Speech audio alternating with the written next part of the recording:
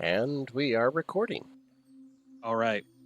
When last we left off, the wolf pack, with their sights set on hunting down the torch and sowing some discord in Elvenon, city of the elves, the pack have docked their magical ship, the Misty Step, in the Verdant Bay, with some of the group making their way to the elven capital to gather intelligence, while Garuk and Tez ensured the area around the ship was safe to stay berthed in for at least a little bit. En route to the capital, the pack encountered a man being chased by some ghastly horrors with multiple arms and proceeded to slay them to remove the danger in the area. Once done, the party introduced themselves to Drost, a fellow adventurer seeking some information on the torch, who was put into the path of the wolf pack by a mysterious man with a love of rats. Following the dead drop information they were given by Torral Redfire, the group followed another rat into an alleyway, leading them to an apparent safe house occupied by Velnir Quickfinger, Ranger of the Empire, but known to the twins as Uncle Vel. And we are picking up back at the Misty Step. It is later in the day, as Garuk and Tez, you guys have spent most of the time surveying the area out for about a half mile or so in the overland area, just making sure that there's nothing really big coming at the ship itself. Mm-hmm. And as you guys are kind of making your way back, you see running up to the ship, very much out of breath, is what looks like a fairly sober Jerry. Oh, it's Jerry! Hi! I made it! They have rooms. They're staying in the city. They made a friend. They're staying in the city. You should probably join them. Okay. Sir, can I get a drink? Oh, sure. Are you sober? Yes. Okay, then you can have a beer. Oh, good. Just one. The Royale. Find the Royale. Okay, Garuk. Yeah. Do I have... Oh, you're right next to me. Let's go. I'm bored. And with that, you guys... Jerry gives you a little bit of instruction on at least how to get to the main road, and then just says follow it into the city. But you guys are making pretty quick time between the two of you. You two are the fastest members of the party, so making some pretty quick time back into the city before nightfall, before the gates close. You find yourselves in East Wall, and with the investigation check that Garuk made, you guys are able to at least make your way into the what's known as... Oh, where is it? Oh, I just had it. There we go. Old Elveneria. The main kind of like middle-class suburb area of the city, and eventually finding your way to the Street of Green, where the Royale Inn, this older, very well-done hotel and tavern, is. And inside you find a human couple running the place. No sign of your friends anywhere, though. Oh, okay. Garuk, do you want me to go ask where our friends are? Sure. Okay, don't kill anyone, and if you do, tell me first, and I'll help. Okay. I'll go up to the bartender. Okay. It's this older human male, just kind of finishing up. It looks like he just got done with like the dinner rush mostly, and is just topping off everyone's drinks. Oh, hi. Can I help you? I'll take a goat's milk. That's easily done. That'll be 2 copper. Okay. I'll pay him 2 copper. Okay. Oh, I don't have any money. Garuk! He just like he almost puts the goat's milk in front of you, and then he awkwardly holds it back, waiting. Give me 2 copper. Finn will pay you back. I promise. Here. I'll borrow 2 copper. Okay. As I'm sipping my goat milk, we're looking for our friends. And we were told that they were staying here. Well, we don't typically give out information on customers staying here. Oh. Just as like a force of habit in case they're being looked for by the, people. It's kind of a safety thing. I'm not people. I'm their friend. Right. I'm just staring at the bartender like, how do you not understand what I'm saying to you? Are you being like, you know what? No, you're a pretty big dude just staring at this dude, like staring at him, trying to act. Yeah. Go ahead and roll an intimidation check. All right, I can do that. Yeah. Add passive intimidation to passive stealth. Yeah. Tez doesn't have a passive perception. He just has a passive intimidation. I don't even know if I'm doing this on purpose, but it worked. I need to know where my no, friends it are. did. It's an emergency. What do they look like? They're elves and a human. Elves and a human. Actually, Oh, yeah, like all in one group. They have like They they had like a animal with them. Yes. I was told that. a wolf named Yes. Kisa. Okay, yeah, they are staying here, but they're not here right now. They left a little bit ago. Oh. You're welcome to stay and see if they show back up though. Okay. Okay, thanks. Yep, no problem. He like cowers back a little bit. Rook. We can't find them here. We don't know this city. Should we stay and drink some goat's milk? That would be a very wise decision on our Okay. behalf. Okay, you'll have to buy my drinks for me. Here's 1 gold. Thank you. I guess we'll just belly up. All right. Yep. You guys post up with drinks. Brought fairly quickly after all of that. You find yourself getting some better service than some of the other patrons who have been here for a little bit longer than you have, and you get some odd stares, but at the same time, like they look at Tez and they're just like, never mind, not worth it. Garuk, they really like you here. But now cutting back to the fun stuff, the rest of the group, you guys have entered into this safe house. You're in a dark room. There's a rat on the table currently being pet by a man who the twins would have recognized had he been like you recognize him, but he's definitely not the same kind of man you knew him as. Very disheveled, but still general facial features. Some like lines in his face from where he used to smile and laugh all the time. Not really doing so right now necessarily, but just kind of petting his pet rat here, looking at you guys as Uncle Vel is sitting before you. Long time no see. Yeah, you know what? When I got in touch with your dad, I didn't think it was going to be you guys that got sent out here. I didn't even know you guys were still in the area. Last I'd heard, you guys went far south. Then, Yeah, we've had a little bit of a journey back.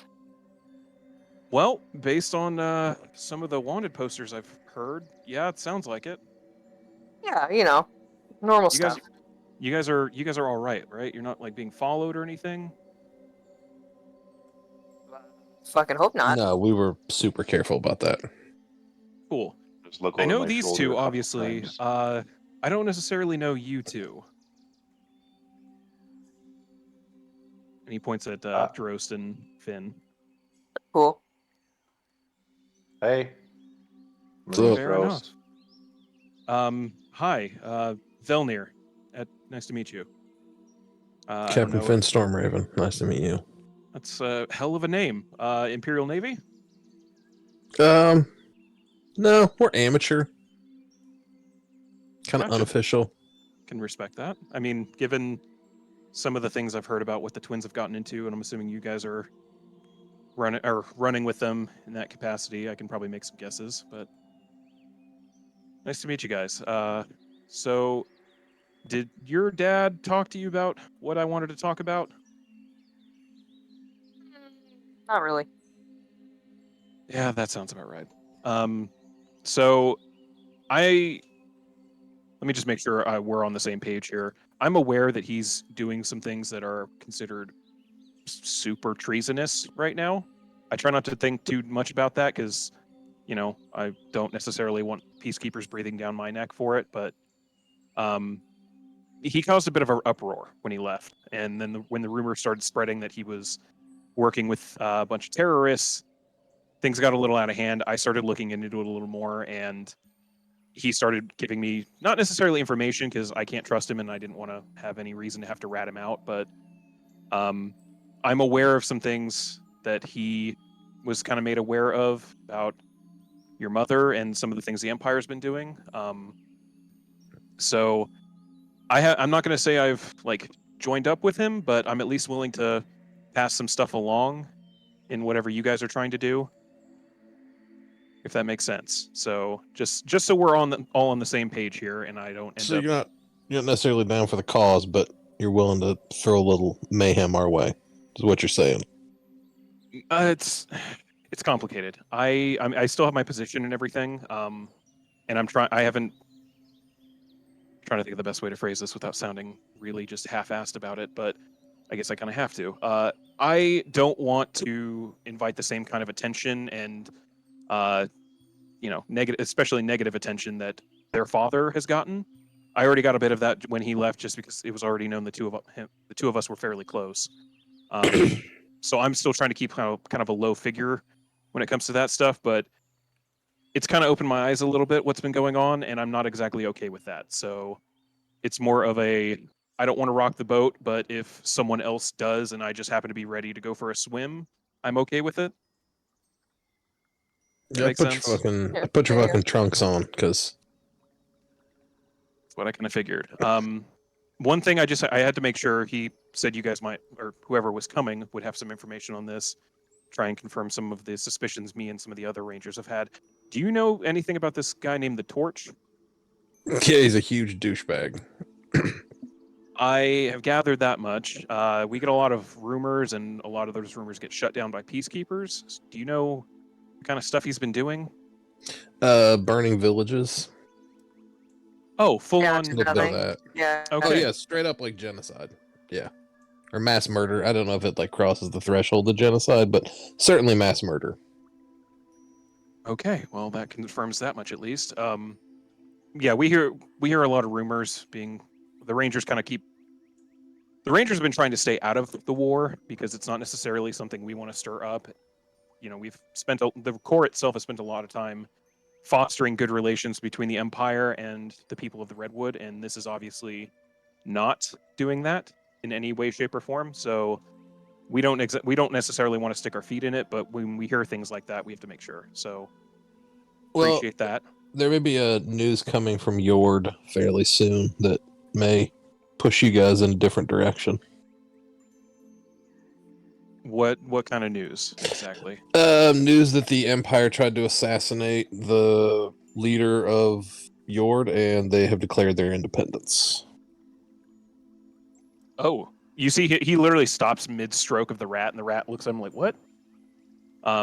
As he's kind of just taking in this, like, This guy's cool, right? Like Tyler. I mean, yeah. Okay. Yeah. Because, I mean, you know how it goes. Like, he seems close to you, and I'd hate to have to, like, murder, like, a family friend if he turned out to not be trustworthy. Yeah. you're that- saying all this that out would- loud, that would right? suck. I hold my finger up Archer style. I'm assuming you So he's said all cool? this out loud, like Oh, in front of him. 100%. Yes. Yeah, Yeah.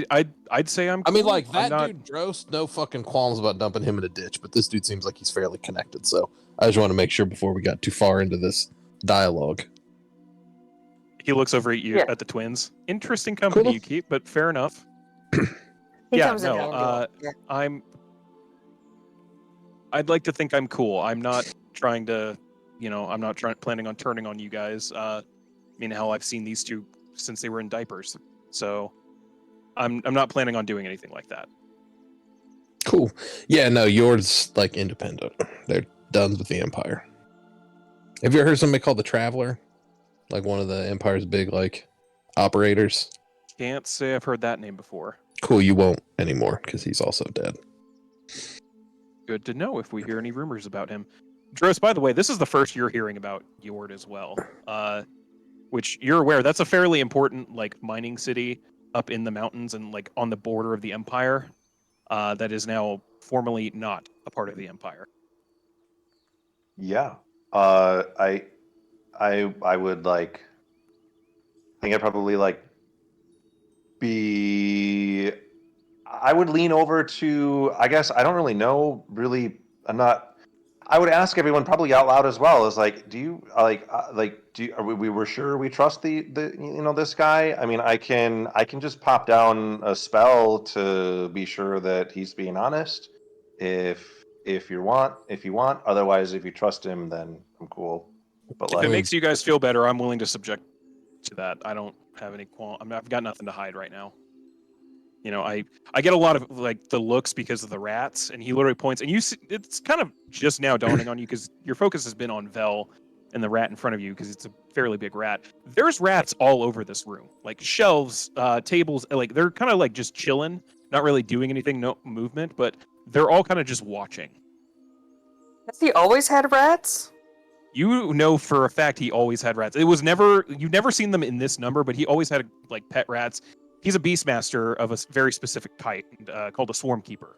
So All right, cool. it's very common for him to, and people like him to keep kind of swarms of these animals that they are, bonded with in a certain sense.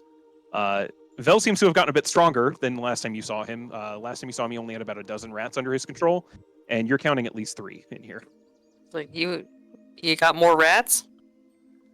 Yeah, well, I mean, I stopped spending so much time out of the city and started spending more time in the city, and I mean, they're just all over the place. It's kind of hard not to. Plus, look at their little fuzzy heads. Come on, They are pretty cute. how do you hate something like that? Anyway, if you want to cast your spell to make sure I'm being honest, I won't object to that. I've got nothing to hide. Before I do that, do I recognize either a voice or like a rat? Because The voice is very familiar. Yeah. Okay. It's It's definitely his voice. Yeah. Sure. You're gathering that whatever voice you heard when you communicated with the rat, it was Vel talking to you through him. Sure. Or through that being. So. Sure. So I'll be like, we this is not officially our first time meeting. Like maybe officially in You're person. not wrong. I was trying to keep. I was okay. kind of keeping an eye out for word of them. Just because I was kind of aware that it was maybe like what they've been doing, but I was also trying to make sure like I knew Thorall would be sending a team. So didn't put 2 and 2 together that it was going to be them. But when one of my watchers noted that someone was kind of looking into the same stuff I've been looking into, figured that was worth it. And once I had confirmation it was them, tried to make sure you two at least met up. So, 2 birds, 1 stone, 1 meeting. Yeah. I'm happy to get any information on this torch. I'm assuming individual. since you're rolling with them for the day, like they were at least able to give a little bit of information for what you were looking for. Yeah. Yeah, our goals align in that respect. Thought they might based on what he was looking into. So I'm glad, and hopefully that turns out to be a fruitful little alliance right there. But that's not exactly what we're Thanks for here. the Anyway, introduction. so what exactly are you guys trying to do here in the city? I've been trying to gather as much intel as I could, not knowing who was being sent. What can I do to help?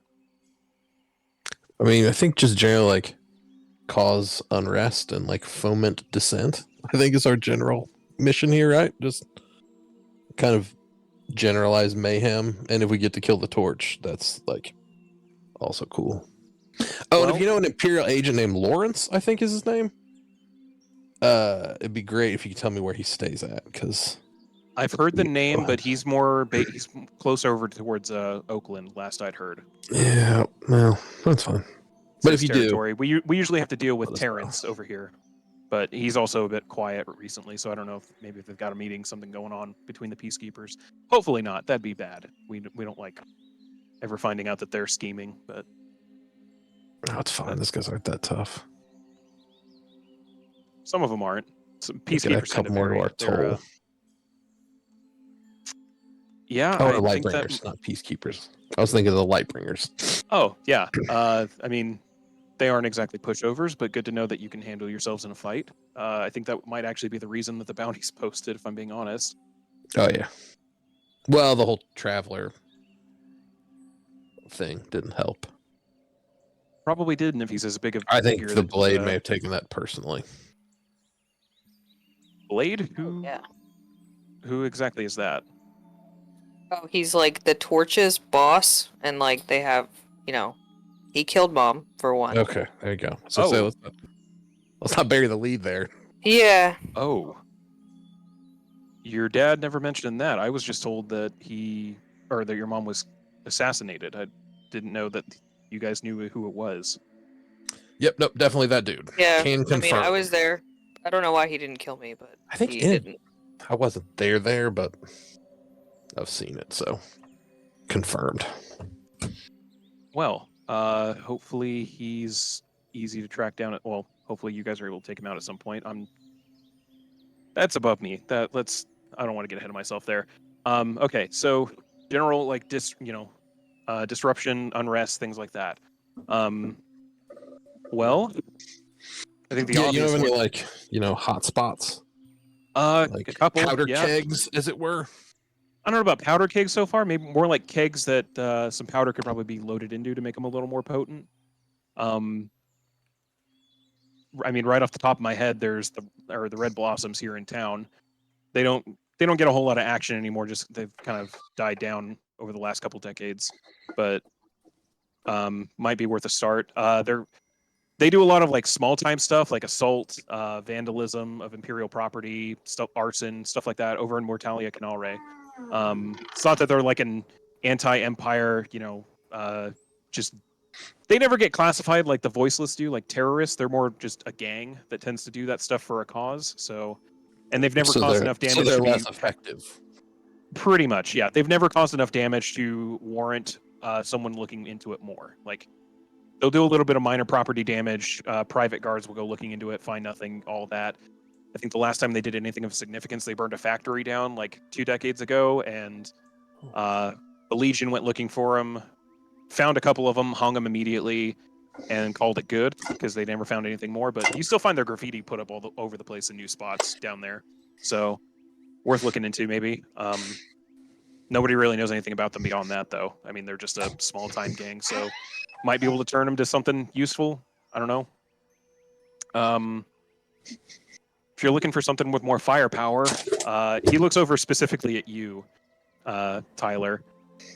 I mean, your mom's old sect, the Druids up in the peninsula, they might be able to help. I mean, you're like a Druish princess. I mean, he kind of looks at her. Did your mom ever really talk about like her position with the circle? Not really, no. She was fairly important. The Circle of Verdance hasn't done a lot since her death either, but nobody's going up there to mess with them because of who they are. Anytime the Imperials send a patrol up there, they never come back. So it might not be a bad idea. I would use your mother's name around them liberally. They don't like outsiders, and they might not string the two of you up because obviously you look the part. But if they know who you're related to and they have some way of confirming that, that might smooth things over a little bit. I just nod. I know that might bring up some bad memories, so sorry if it does, but it's a possible lead at the very least. 100%. So hopefully that goes well. I mean, they tend to treat their own pretty well, so who knows? Maybe they'll even make you a member. That'd be cool, right? That would be pretty cool. Cool legacy to pick up. I'm Yeah. rambling. So what else we got? I mean, there's like the big three that you could start messing with as far as the nobles and political figures. I don't know how well versed you guys are in Elvenon politics or imperial politics in general, but mess with those three, you might find something to latch onto. I see anything promising on that front? Well, there's Imrian. He kind of looks over at the twins. I think you guys left before Imrian really set up shop here. Some big shot elven entrepreneur that started setting up a bunch of businesses down farther on the coast towards the capital. And then after he made a bunch of money up there, he started bringing them back up here. He owns like half of Celestial Wharf, a lot of the like infrastructure stuff. He had a bunch of big deals with the Empire, and they've kind of reneged on a couple of them. So I think he's a little mad about that. He actually had this big arcane industrial research facility up along the coast that, if I recall, like 2-3 weeks ago, got officially taken over by the Empire. Like the Order of Magi just straight up said, "This is ours now." So I don't think he's happy about that. Interesting. That sounds promising.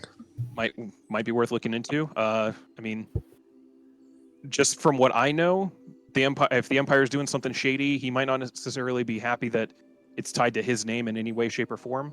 He's in pretty good with the Empire, but if you can sour that relationship at all, there you go. That's a lead.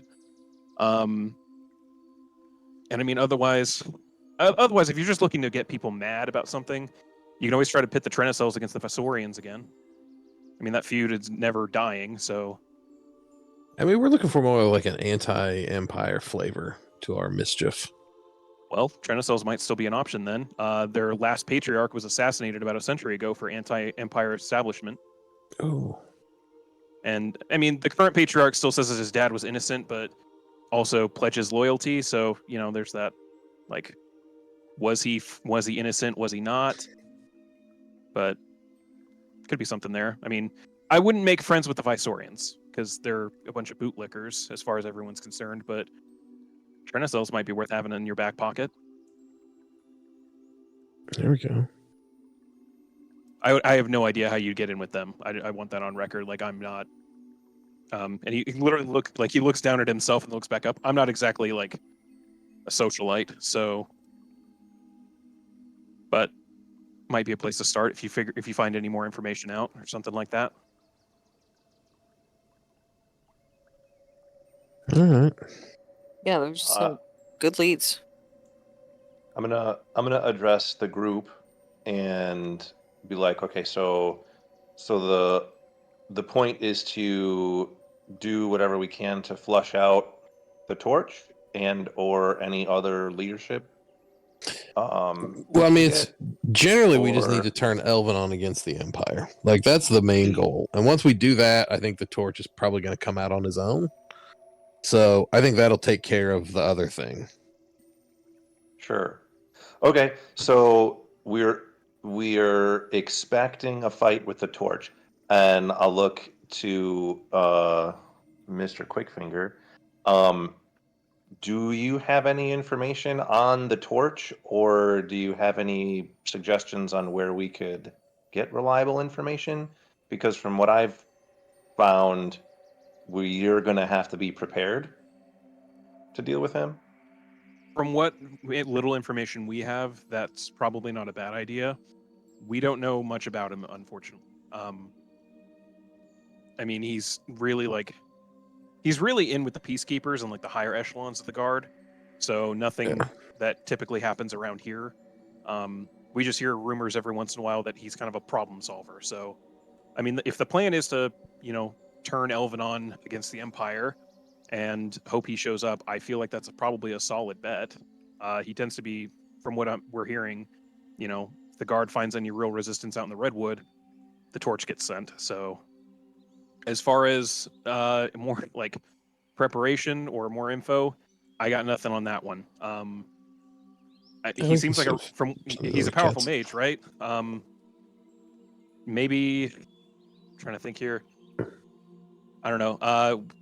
Elvenon doesn't have a whole lot of like sway with the Order of Magi or anything. We don't even have our own academy. We're not allowed to. So I think my best bet would be like if you end up looking into that thing for Imrian and try to, sour his relationship with the Empire, he might have something. I mean, he's a super powerful mage, so I could see him having a little bit of like with him how important he is with the Empire might be an option. I don't know. May have do the peacekeepers like have a place where they stay when they're in town? Do they have like a base or like a camp anywhere? Or are they just kind of fluid? They do have a bureau here in the city. I don't know where it is. Is it like secret? It's the base of a secret police organization. Everything with them is secret. If they had it their way, they wouldn't even be like nobody would be aware of who they are. So, they like people knowing who they are. Makes them scared of them. Makes them feel tough. As a policy, they're not supposed to let people know who they are. Let me rephrase that. That doesn't mean that they're not a bunch of psychopaths. Yeah. As far as where their bureau is, I've got nothing on that. They only like swinging like their title around when it suits them. So they don't exactly like advertise that they live here or anything like that. Not enough like the torch ever been around in town, have been spotted anywhere. So not that I've ever heard. He tends to stay out towards closer to the war zone, as it were. Actually, that's kind of that's part of the reason I reached out to Torol was the war hasn't really been impacting Elvenon all that much. Like a lot of the old blood here kind of sees all of that as, a bunch of the tree huggers finally getting what they deserve. And the reason I reached out to Toro is because that's starting to shift a little bit. The war's been going on long. There's rumors of all these, like mass burnings and huge swaths of ancient elven homeland being destroyed. And it's finally starting, the conversation's changing is mainly why I reached out. It's no longer, that's a Western forest problem. It's now, oh, this is a tragedy. So seemed like an opening, but you guys have your work cut out for you at the very least. That's kind of our thing. And I can't give too much more help than that than the info, but I'm, if I find anything out or if you guys need something particularly investigated, I can try to do my best about it without raising too many alarms. Okay. Nah, don't worry about it for now. Yeah, I mean, if you hear something, let us know, but like, don't stick your neck out yet. I will keep that in mind. And you guys have the dead drop info. That will always work. I always have a couple rats watching in the sewers, so they tend to flock to anything shiny they see because people don't typically drop money down the sewers. So drop a coin with it, and they'll find it and get the note to me. I can handle that. Well, we've got some decisions to make on directions to go. Yeah, we should probably pick up the rest of our fucking crew. Yeah, they need to be filled in. Yeah, Was the rest of your crew? Would that happen to be an elven woman and a very large lion-looking fellow? that's the ones. They're in the Super inn waiting for you. inconspicuous, right? Sweet. Yeah, they're in your inn waiting for you. I left a rat Oh, there nice. just in case anyone tried to follow you or anything. You weren't followed, by the way. I didn't make sure of that myself. But they've been. Oh waiting for you. shit! Jerry stayed sober enough to get back to the boat. Good job, Jerry. Oh shit! I bet he was fucking shaking though. Poor guy.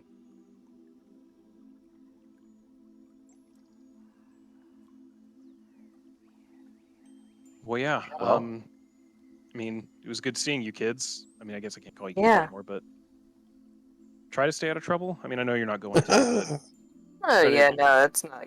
try to stay safe, I guess. Yeah, we'll try not to get killed. Or arrested. One of the two. I know your dad would definitely appreciate it, but I would too. We have. We're worth a lot of money now, apparently. So. Yeah.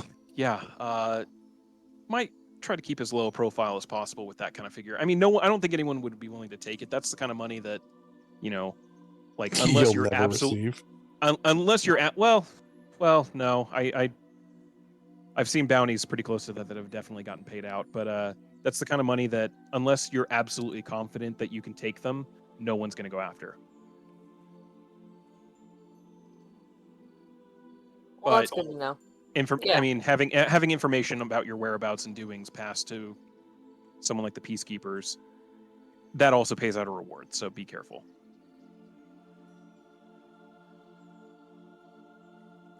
All right. Well, we'll catch you later. Stay safe. Do our best. And with that, you guys duck out of the safe house, back into the alleyway, and start making your way to the main street. I'm gonna ask the twins. So he's your uncle?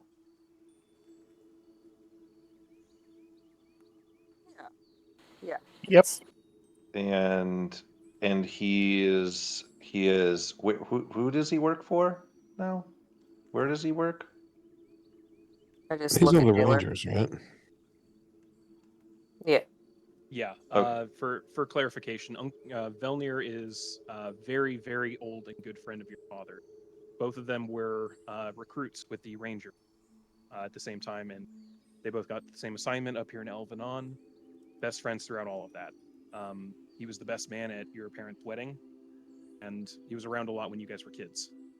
But he is still an active member of the Imperial Ranger, based out of here, specifically over in Redwood Way West.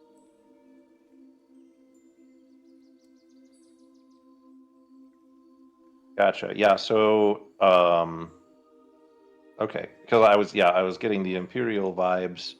I'm not one to talk, but just wanted to make sure, that everything was that, obviously you guys trust him, so yeah. So what sort of leads do we want to follow on this? Seems like we've got the Druids or this Emrian fellow. And I mean, obviously, as we're walking back oh, and to what the was inn. it? The red blossoms. Oh yeah, that's right. Yeah, we'll get back then and catch. I mean, it's not like Tez is gonna have much to offer to the planning part of it, but Garuk will probably be at least. Well, I don't know. Maybe not. I don't know. Garuk He maybe might knows be some a big shit. help. Well, depends. Yeah. I don't know. Garuk usually knows some shit, so. Yeah.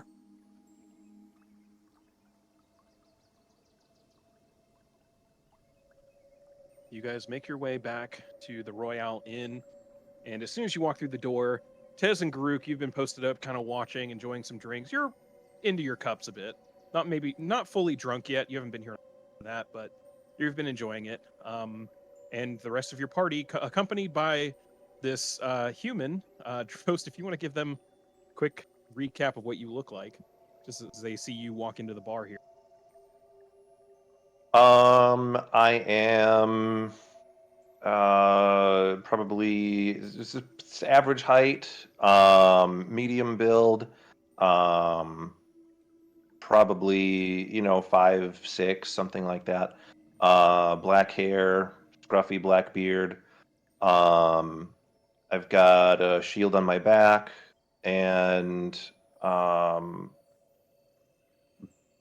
bags of not bags, but like little pouches and pockets and stuff like that all over my vests and like my belt and stuff like that. Ooh.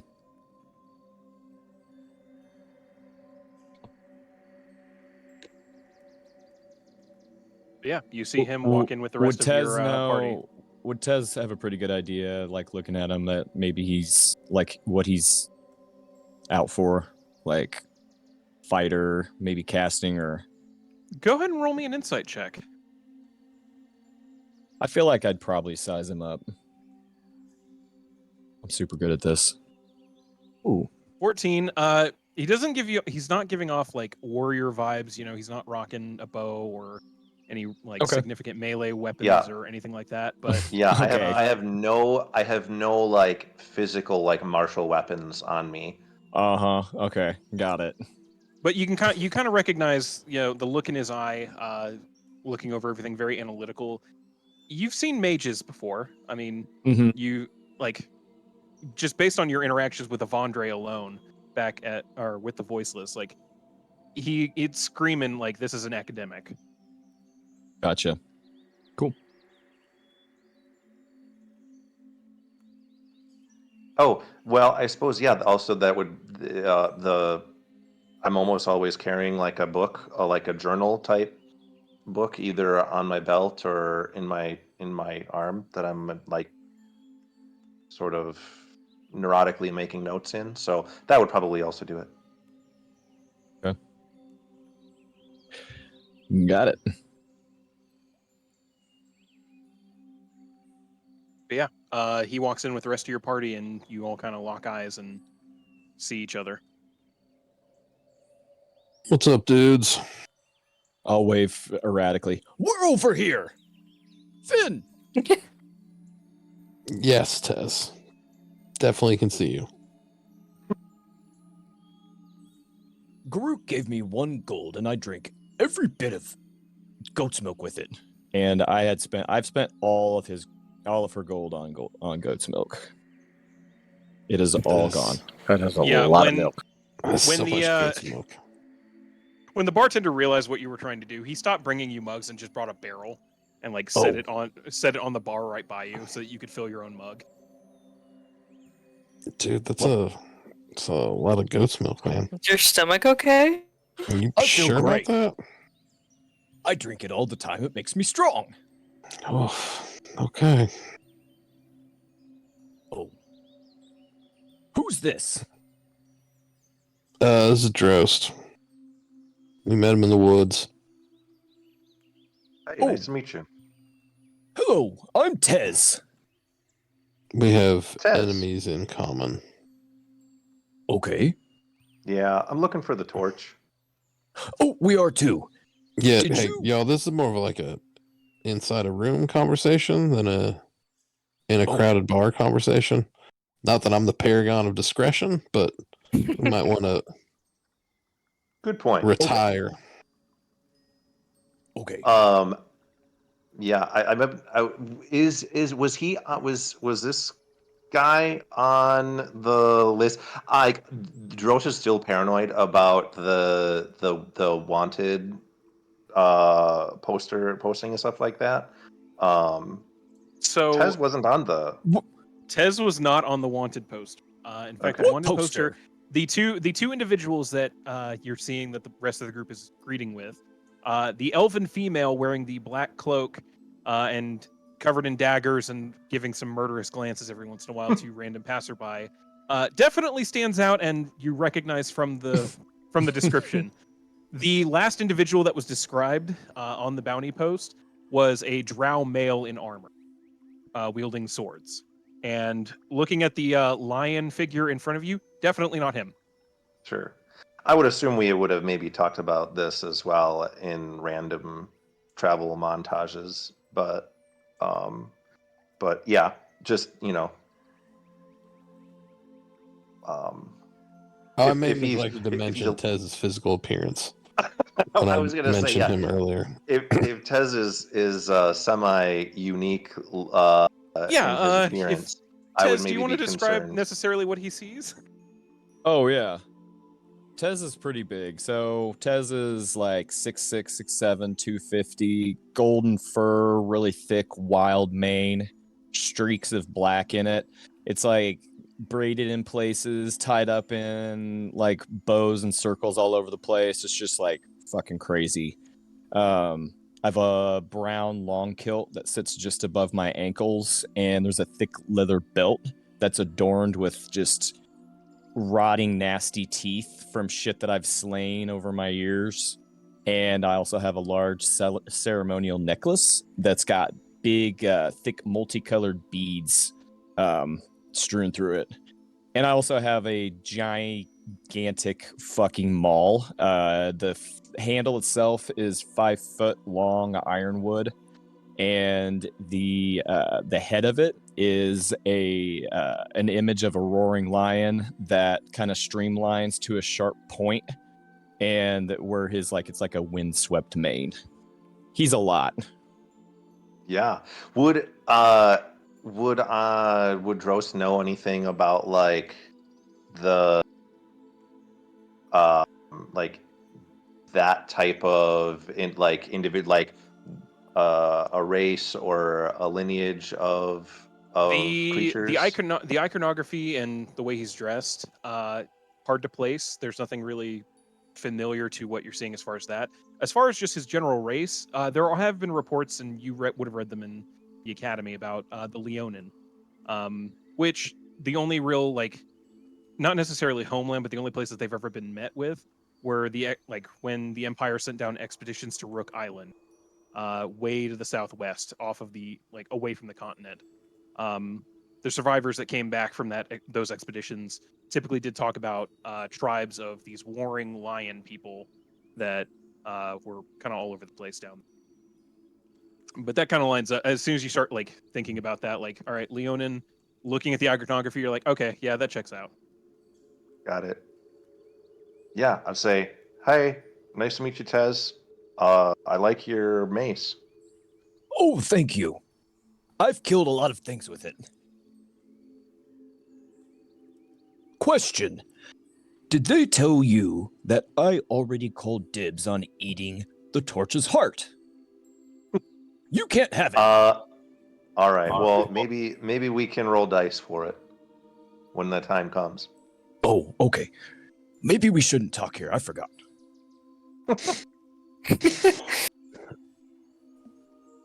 The bartender is like at the other end of the bar, very deliberately trying not to listen to anything you've been saying. And Taylor is Like- totally just face palming right now.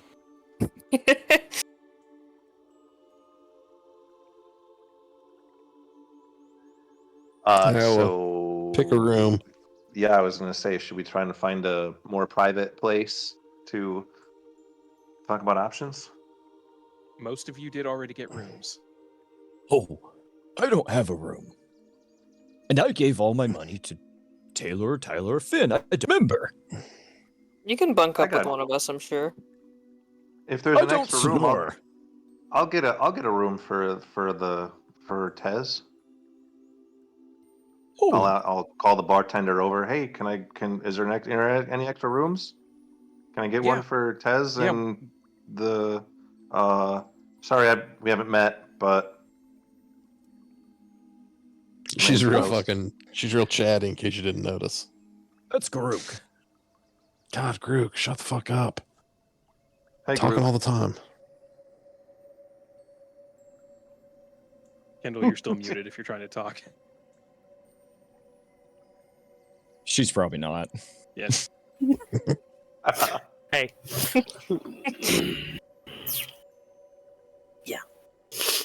So chatty. The glower says Mhm. a lot.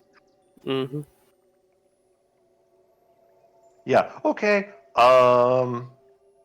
Couple of rooms for these folks here, and where should we go? I don't mind going into my room. Yeah. You want to I talk mean, about all this stuff? I'm assuming you guys are all kind of together. You guys overpaid, so we can just take it from that. It's fine. He puts forth 2 more room keys. Thank you. Let's go. All right, you guys head up to one of the rooms. Don't know that it necessarily matters whose, but So, you head up is to there- one of the Wait, did- rooms. we'll go to the did biggest Drost one. Did Drost pay for a room or not pay for the room? Did not pay for it. It was already. Oh, okay. They kind of tipped fairly heavily when they paid for their rooms Oh, initially. So okay, got it. He's Oh, well, letting thank that you cover all it. anyway. But yeah, you guys go up to one of the rooms, crowd in there, find a spot to kind of hunker down and start talking. What did we miss? Oh, and Jerry made it back. Can you believe it? No shit, we were surprised too. We heard from a rat that you guys were here, so. Oh, okay. What are we gonna do? Well, I assume we can just hand wave us telling them everything because they heard it all anyway. So, Yeah, they give obviously- you the TLDR of everything. yeah. I mean, we got the druids, the red blossoms. Is that the name of them? That's the. Yep, the Red Blossoms are the Perfect. small time gang. And then the, like, rich dude. Yep, Emery. So, and then there's the other, like, the family that yeah, so had I'm a gonna, patriarch murdered or executed for treason. yeah, so I'm gonna put the names of everything in here just for the sake of it.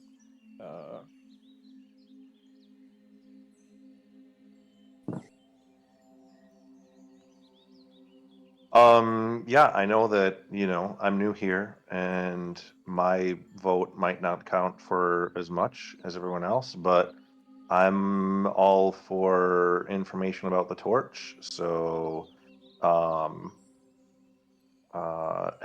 whole Emryan character appeals to me, but I'm also not from the city and don't know what's going on here. So, I was also thinking the Emryan thing would probably be a good first step, just because we're here, we might as well check it out. Oh, yeah, I was going the other direction with that one. Were I you? figured knock the druids out first. Tyler looks a little nervous. All right, well, if you want to warm up to that one, I get that. But I think maybe trying to track down these red blossoms because they might know some, information about dude that might Yeah, I make it think- I easier think for they'd us be to good get an too. angle. I mean, I think all these leads are good leads. Yeah, yeah, I just I'm thought not, maybe I'm the not red opposed blossoms. to any one individual. I just figured if they know the streets, they may be able to get us more information about this dude to give us, like I said, an entry or an angle to get at him. Because I'm assuming just knocking on his door and like me just dumping all of the shit that I usually dump on people about what's going on probably isn't going to be that effective. Yeah. He might suspect like it's a trap and call the cops that we're fucked. That's a fair point. I mean, unless you think your uncle or whatever can get us. I mean, it didn't sound like he had any ins with any of these groups. He just kind of knew generally what was going on. Yeah, I think we're on our own with that. Yeah, Grook, you know anything about this town? You got any connections? Any of the names we mentioned ring any bells with you? They do not, Rook. Elvenon has always been far enough away from Kurda that you never really traveled out that way. Nope, nothing at all, man. Yeah. I would say you do know a little bit of the history. Like the Viceorians kind of run the city. Their dynasty's been in charge of Elvenon for, I mean, since before the Empire existed. But that's about all the the extent of it we've got.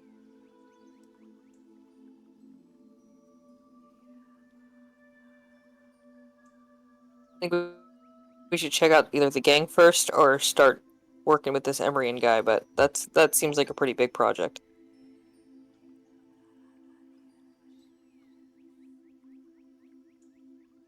Yep, Yeah, I'm maybe all if for we it. can start with red blossoms and see if we can find any information, because the Emryan guy was sort of butthurt about the Empire going back on some contracts, right? So Yeah, sounded like we there was can some get any information opportunity. about his like manufacturing process or his like Well, they like any of that seized stuff his that they're like keeping. magic factory, right?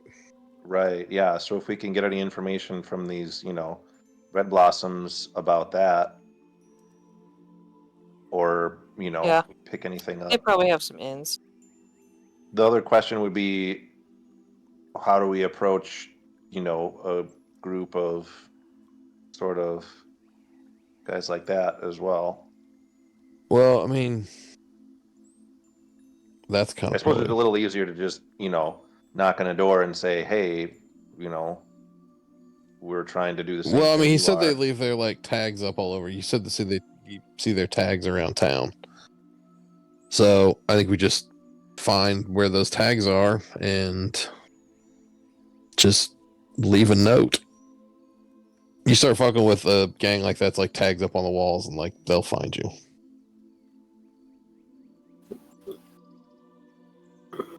Yeah, yeah, easy. Taylor, Tyler, Garuk, and Finn. And yeah, that's just it. You hear a light scratching at one of the windows here in the room. You kind of look over and you see a rat on the outside of the window kind of waving. Waving. That's great. Elvis, don't eat the rats. You also see him, like in his other hand, he's holding a little piece of paper.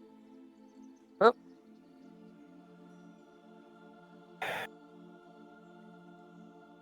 I'll go grab it. Okay, you open up the window, take the little piece of paper from him. He waves again and scampers down. The little note. Friend of y'all's? Oh yeah, that's friend. like Yeah. their uncle dude's thing. Friend I mean, of you a got friend. remember? rats. I told you the whole story. Oh yeah. So don't eat any rats if you see them, Tez. Okay. No The- promises. And don't kill them either. The note that was the note that was passed says 2 last-minute thoughts. 1, check the Hunter's Lodge in Eastwall for bounty information. Might have info on druids. 2, flip over paper, and then you flip over the note, and it's a little drawing showing kind of like a very local map of where that factory that he mentioned that had been taken is. Can I have? I'm gonna have the twins specifically roll survival checks for me.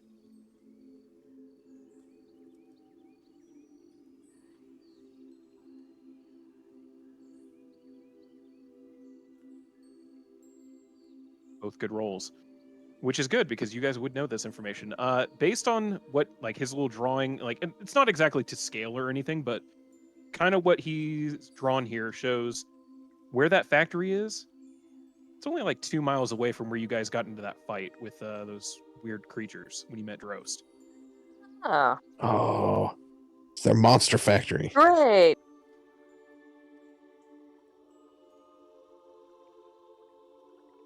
Well, we can go clean that place out. That might be our in with that dude.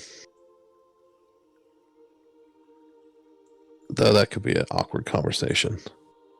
The Empire no longer has control of your factory? Yeah. Well, I mean, we do have two people with vested interest in cleaning up the forest, so that's a, you know, honest entry into, if we're suspicious that that's where these monsters are coming from. Who knows what other information might be stored in the factory that we could use to as an in with, with this Emrian guy.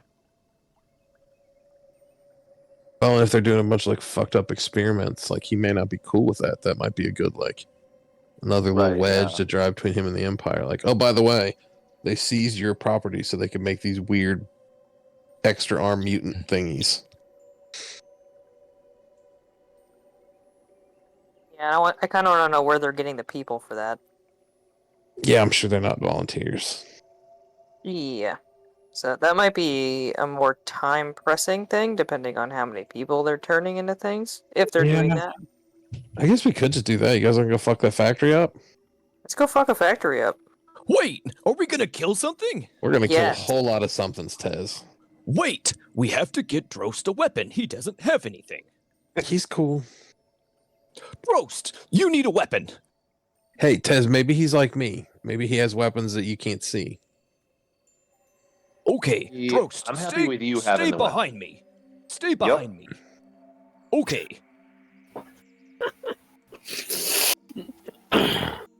Let's go. As just walks into the hallway. What time is it? By this point, it's like 10 o'clock at night. Oh, yeah, shit. Probably might do it want to tomorrow, wait till Tez. tomorrow, Tez. I'm go. Oh, we need some sleep. Yeah, it's a little dark to be walking around at night. Okay. I mean, not really though. Can anybody here not see in the dark? I mean, yeah, but more stuff comes out at night, so to speak. That's true. Actually, yeah, that does remind me. Drost, do you have sad eyes or do you have not sad eyes? I do not have sad eyes. There we go. Good. I need to know who is sleeping in the same room as Tez. Not it. I'm Well, just, I, I'll I'm be in just there too, letting- screw it. I'm just reminding everyone that he snores so loud it like 110%. rattles the doorway and the windows and everything. Yeah. Didn't You're we- not even didn't- safe in your Didn't own he get a room. separate room? Didn't he get a separate room? Oh, so I he did believe- his own key. yeah, everyone we did all get their bunker own up? room. Oh, that's good. Everyone is got their own Jerry. room. Even better.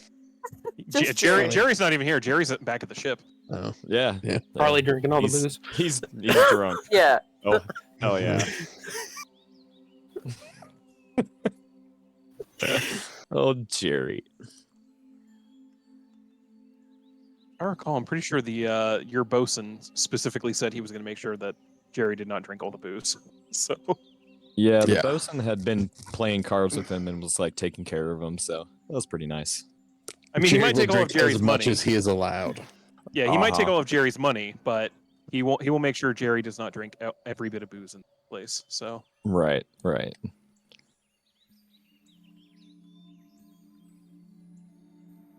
So I don't leave my red leaf on the boat when just Jerry's there. I don't want him to fucking run out of booze. Start jonesing. Smoke my fucking weed, Jerry. I don't care if you ran out of whiskey. Yeah, he would do that too. all right, but I'm Right. assuming unless anyone has anything else, you guys are ready to buckle down for the night. Yep. Mhm. Yeah. Tyler, Oh, I need you to roll a wisdom saving throw for me. okay. Oh boy. Oh boy.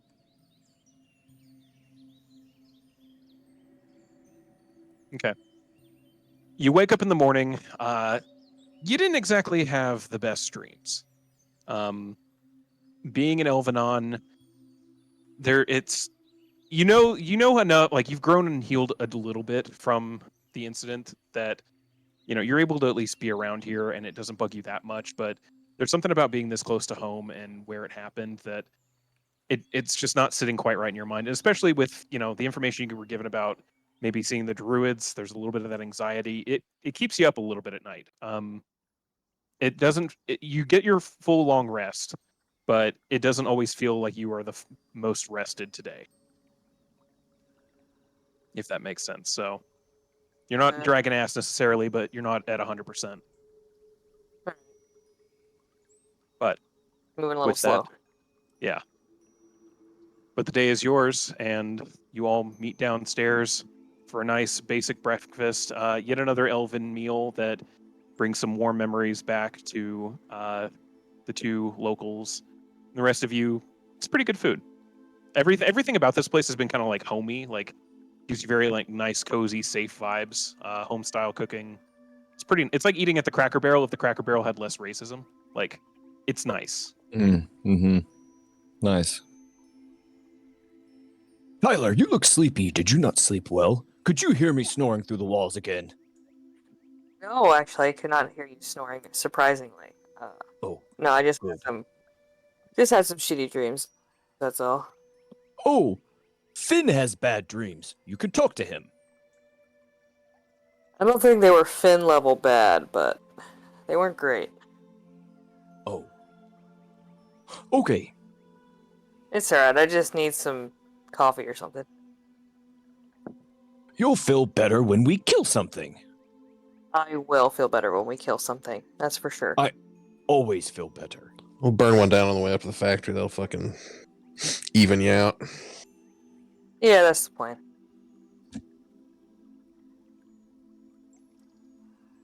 All right. You finished breakfast. Is there anything else you want to do in town before heading out? Does anybody need to stock up on anything? Or are we all good? You did I'm also, good. you do So- remember that the note said that it might be worth stopping in the Hunter's Lodge in Eastwall for any bounty. For the druids, specifically. That's on the way, right? You guys will be leaving, Yeah. leaving out of Eastwall. Yeah, might as well stop. Yep. Okie doke. You guys head out from the Royale, walking down the Street of Green onto some of the main thoroughways, eventually crossing over into Mortalia Canalray, taking the easiest access way to get across the river. The very depressing sludge-like river once again. And Tess and Groot, you guys weren't here for when they kind of did the walkabout yesterday, but I mean, you have been in nice cities before. This is like bordering on super elegant. And then you cross over into this district that's very much like factories and pollution, and like the river below you guys is just very sludge like. It doesn't look like anything anyone should ever drink or swim in or anything should exist in. And contrasting that with like this beautiful, vibrant city made of pastel stones and trees all over the place, it's kind of depressing, and seeing this weird like dichotomy right next to each other. But as you guys all kind of cross over into Mortalia Canalray, you start noticing on some of the buildings these like stylized red blossoms, like cherry blossoms almost, drawn onto certain buildings. And it didn't necessarily catch your eye before, but now that you're aware of specific group, they kind of stand out a little bit.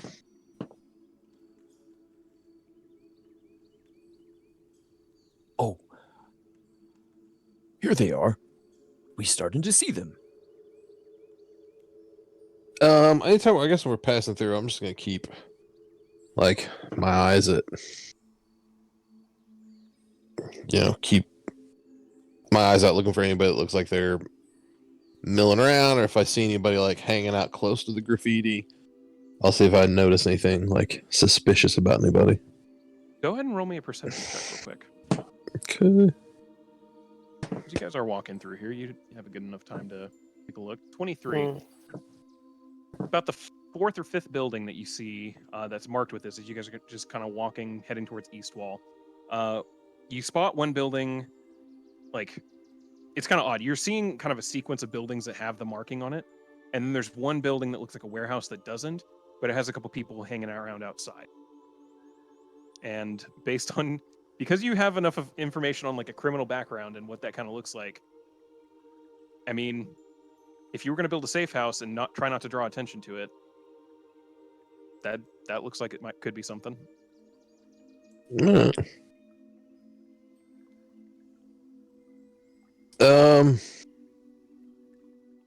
Hey, you guys keep walking. I'm gonna stop by here real quick. I'll catch up in just a sec. Okay. Don't get lost. I won't. I'll be about a minute. Okay. The rest of the group kind of heads up a little bit. What are you doing? You said there's people loitering around. Yeah. What looks like a couple of half elves and a dwarf just kind of hanging around by one of Nice. the doors. Yeah, I'll walk up to one of the half elves. Gonna help you? Maybe. New in town, looking to do a little bit of business, and I heard there's some like-minded business interests in this area.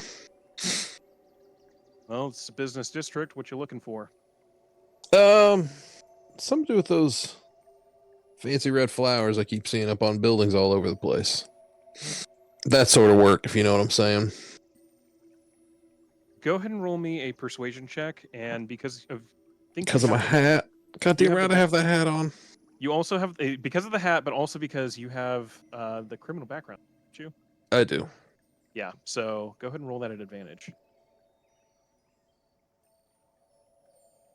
What am I rolling? Persuasion. Okay, good. So I can do that. 23. Kind of sizes you up a little bit. Stares at the hat. Looks back at you. Could put you in touch with somebody. What kind of business exactly are you looking for him? The kind that runs afoul of the law?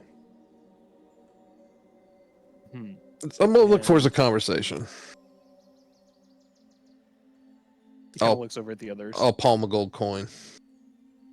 Roll it across Piece of my gold. knuckles. Flip it over to him. I got some business to take care of. My associates and I. We're gonna be out of town for the day. Probably be back late. Probably be around tomorrow. Like noon tomorrow. If I remember any like park or something close to the inn we're staying at. Oh wait, that magic park. Like the fucking super awesome The Visorian Green. That one. Yes. I'd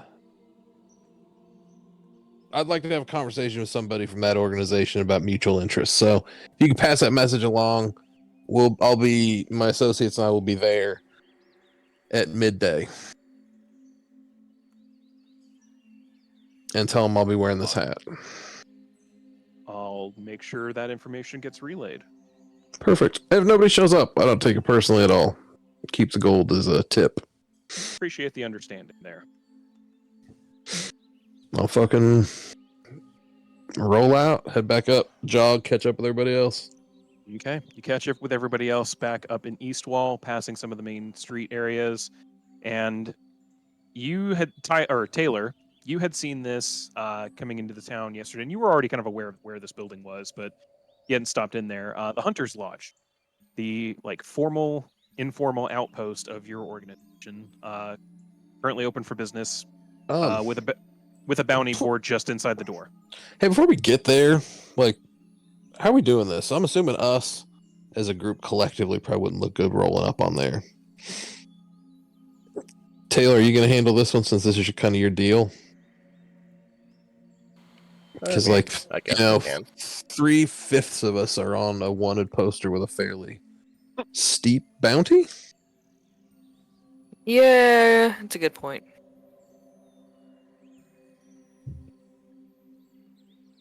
Have fun in there, bro.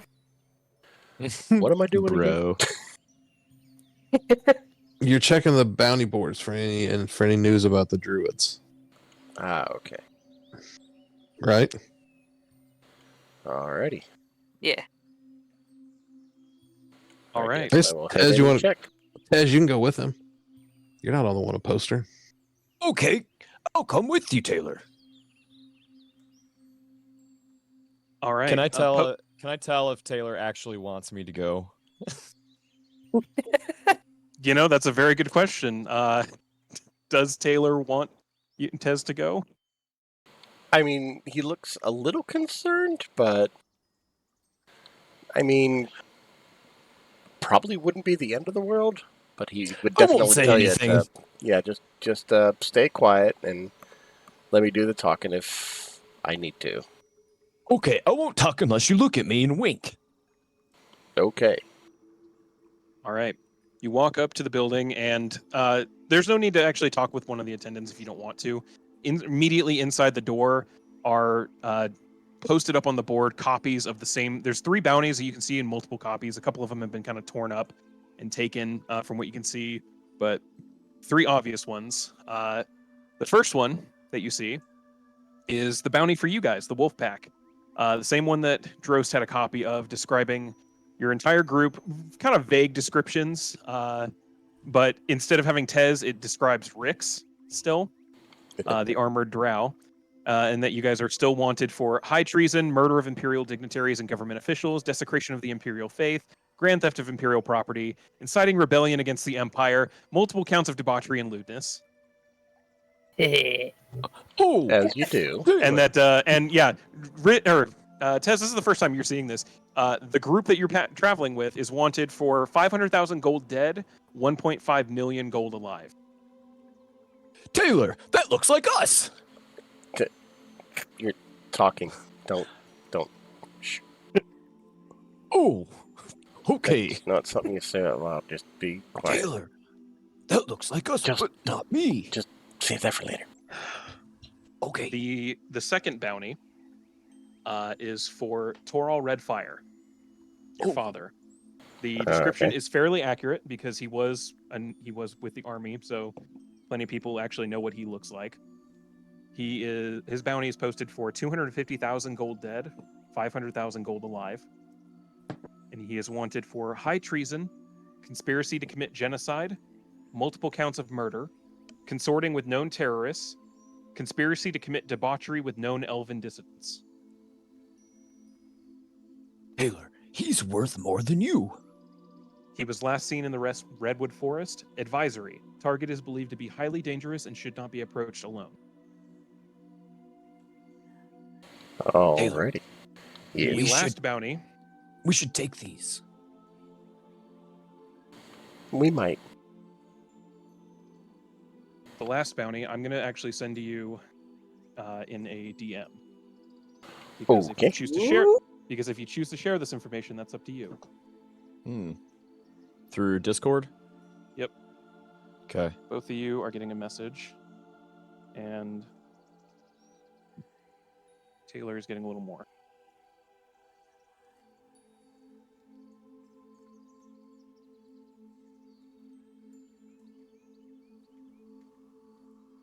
Okay, first one sent, and to Zach.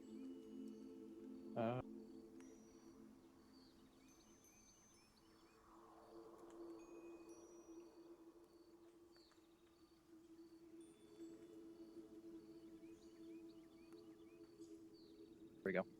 Both of you now have a copy of it. All right. I'm reading it now. Same. Should you choose to share that information, that is up to you. Alrighty.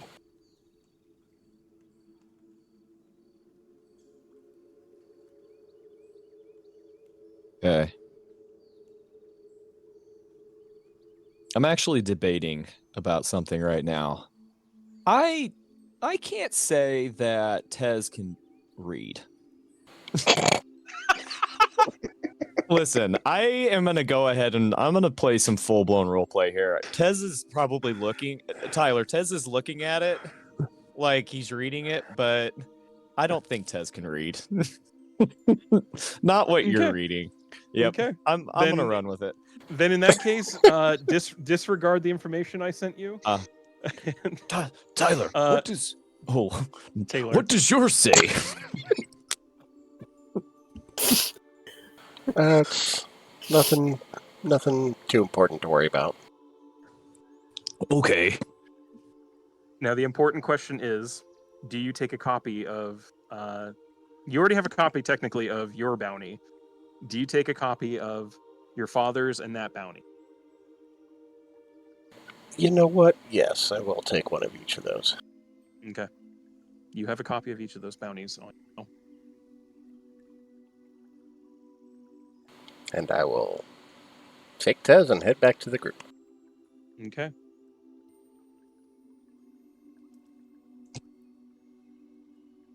You link up with the rest of the group, having stashed away a couple of papers into your pack.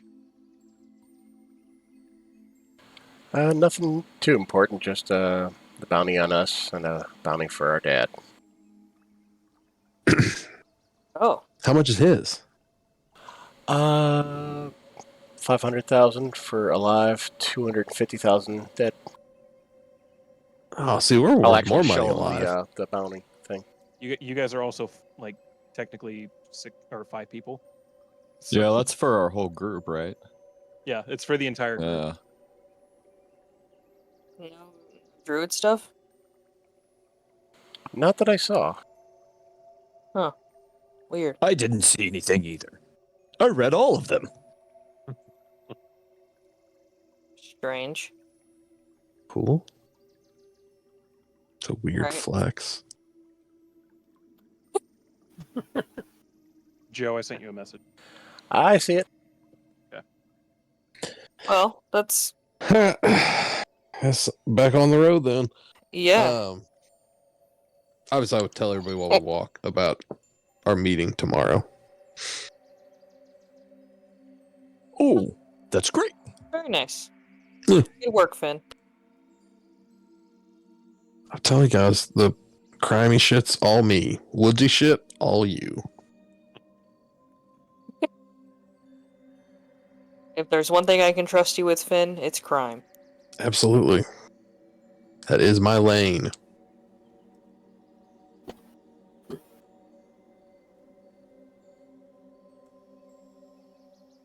A couple of you received messages. Do with that information what you will. Anyway, so with that, is the group continuing out of town? I think so. Are we walking or do we get our wagon? Isn't our wagon on the boat? The wagon is on the boat. You guys did not have it with you when you left. Yeah, that'd be a Hmm. Go long way back to and get it.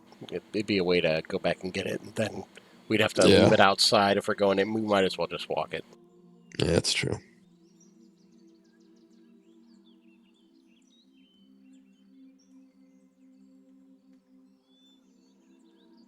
So yeah, I mean, I guess once we get out of town, do the usual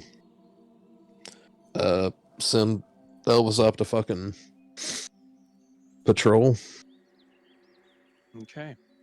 Elvis is up in the sky patrolling. Go ahead and roll a perception. Yeah, cool. Hey, Tez, can you make sure I don't trip over anything? I want to like look through his eyes for a minute. Okay. Oh, point of order. Tez, you did actually look at the bounty. Did you take a copy as well? Yeah. Oh, cool. You got copies of them? I did. Nice. I haven't seen ours like in person before. Oh wait, Drew, you had a copy of ours, right? Yeah, I had I mean, whether it was the same thing or not, I had a copy that Is this what you had? that said basically. Tez, do you have those? I do, right? You have. Were there multiples? Would you? There were the 3 different bounties. Would you have taken one of each, or just the? last one? If we were both in there, I'm thinking Taylor probably would have. I mean, I don't know. I don't know why we'd have each grabbed different ones. How committed to Tez was his I read these things. Yeah, exactly. How committed was Tez to pretending that he could read? Because if he was committed, he would have taken them. Definitely not committed. Okay. Definitely not. Taylor took a copy of Toral's Plain and fair. Just plain the third fair. one. Mhm. So I'd say unless there's a reason for you to grab, unless you would have like gone out of your way to grab the other two, you would have only grabbed the one for you guys. You know what? Ooh. I did bring that up. If I would have grabbed them. Fair enough. I did say something about taking them, so I would have Okay. taken them. Okay. Screw that. Do you, I would have do you taken them. do you hold them up to compare? Oh, look! Yeah, let me I'll check hold it it out. out.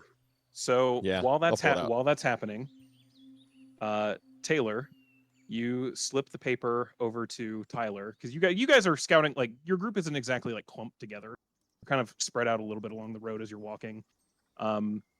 So this is happening in the back while you guys are up kind of front doing the forward scout. Taylor, you hand Tyler the third bounty, and Finn, you look at the bounty that Tez has. Tez did have a copy of Toral's bounty, but both of you are seeing at the same time third bounty for Ilrin Silver. Wanted 5,000 dead, 15,000 alive.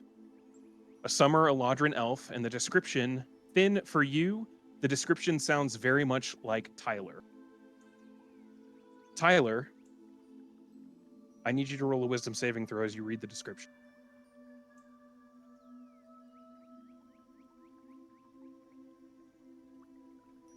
You barely keep conscious as you read the full description of not only a woman with the same last name as your mother, but with the same description as your mother. The fuck? Wanted for high treason, conspiracy to commit arson and sabotage, and conspiracy to commit murder. Last seen in the Verdant Peninsula. Advisory. Target is believed to be highly dangerous and should not be approached alone. Believed to be a part of local terrorist druid circle.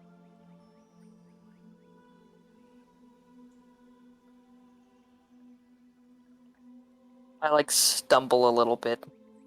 I keep her standing. Wait, did she ask you if you found anything druidy in there? Because this would seem contrary to Did that. you fucking lied to me? What the hell? Okay, fine. I can't read.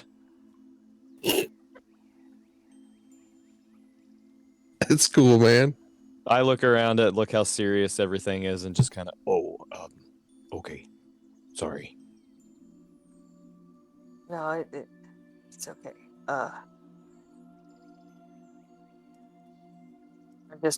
I'm a little more than confused, so.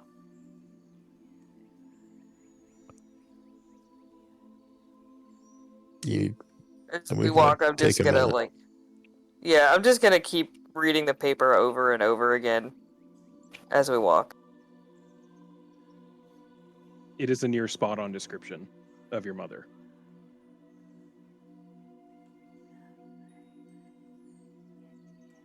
Your mother had a twin. We should find her. Yeah, we could make some good money. I mean, Oh, no. Mm-mm. That's the incorrect reaction to that scenario.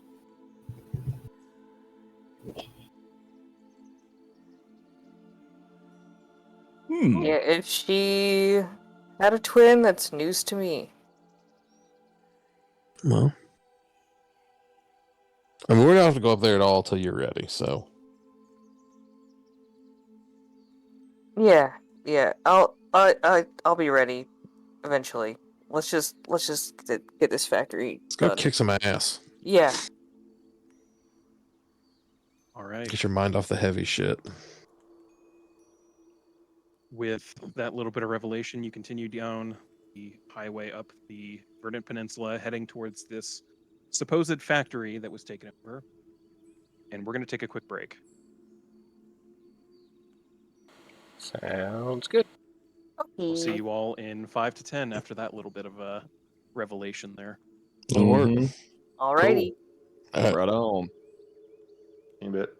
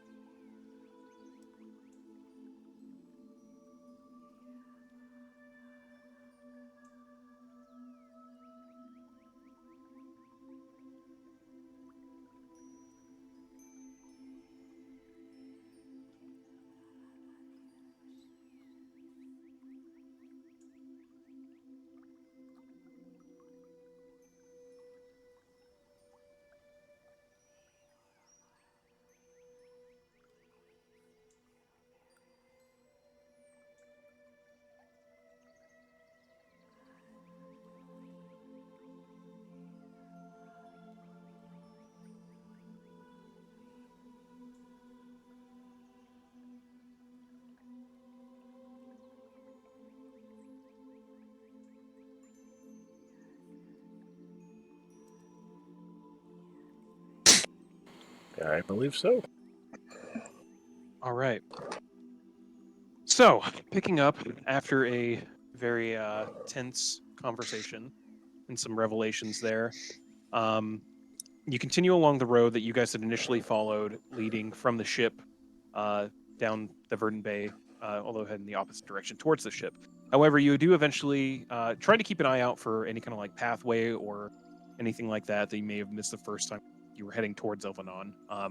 You do eventually spot an offshoot off the road heading towards the coast, about at the point where, like looking at the little map that Quickfinger had drawn you, it would make sense to like this would probably lead towards this facility, whatever it was. I'm assuming you guys still have Elvis up in the sky, scouting ahead. Can I have you go ahead and roll another perception check for him? Yep. When I'm Um, seeing through his eyes, do I roll my perception or his? Your perception if you're actively controlling. Okay. Yes. There, it always got a little weird with that rule, and I formally ruled in the Strahd game that I was going to start doing that with Casey, so I'm going to hold to that here. Okay, that works. Cool. Well then, oh, no advantage.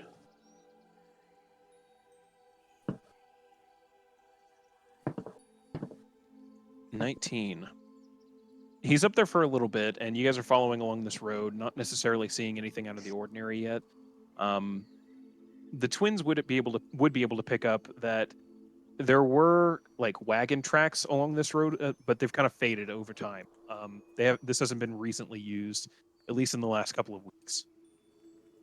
As you guys keep going up the road, Elvis eventually spots the coastline, or specifically the bay beyond it, but what also looks like kind of a clearing in the trees that looks like there's some kind of building made out of stone up ahead.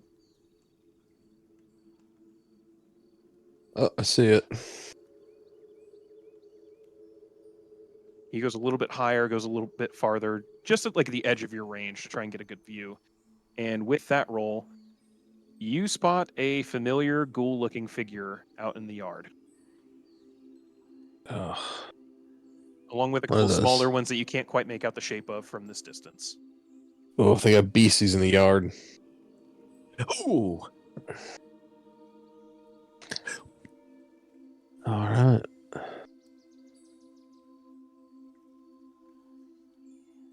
All right, how are you proceeding? Well, I'll armor shadows up real quick while we're walking. We're still a ways away. At That's a better. flash of green eldritch energy, you are mage armored up. I would have my chicken friend fly down and offer to give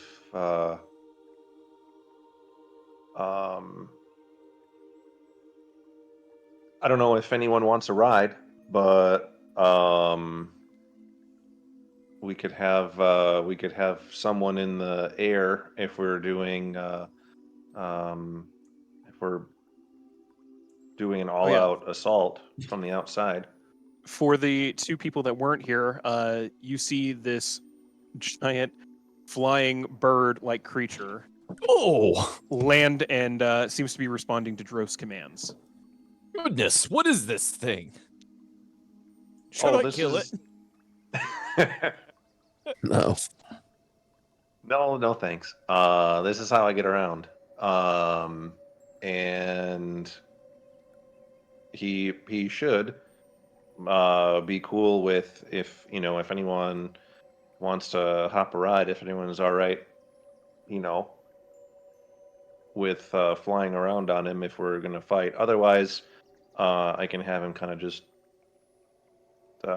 keep tabs from the air as well. How big is this thing? It's like the size Enough of a to- horse. Yeah, big enough to Damn. ride. That's humongous. I'm okay. I need to fight from the ground. Good point. I All mean, right, do yeah, you well, wanna? You could take it up if you. Yeah.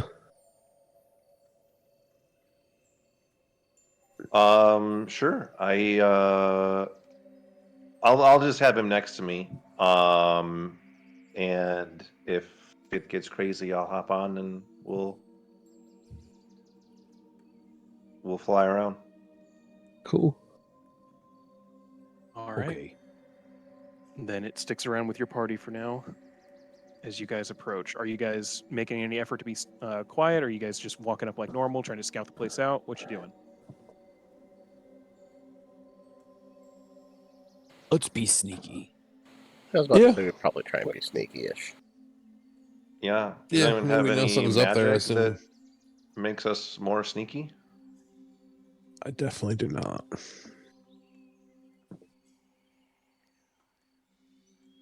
I don't have anything that'll help us out. Well, I might actually have it prepared. Let me look. I do. Oh, hey.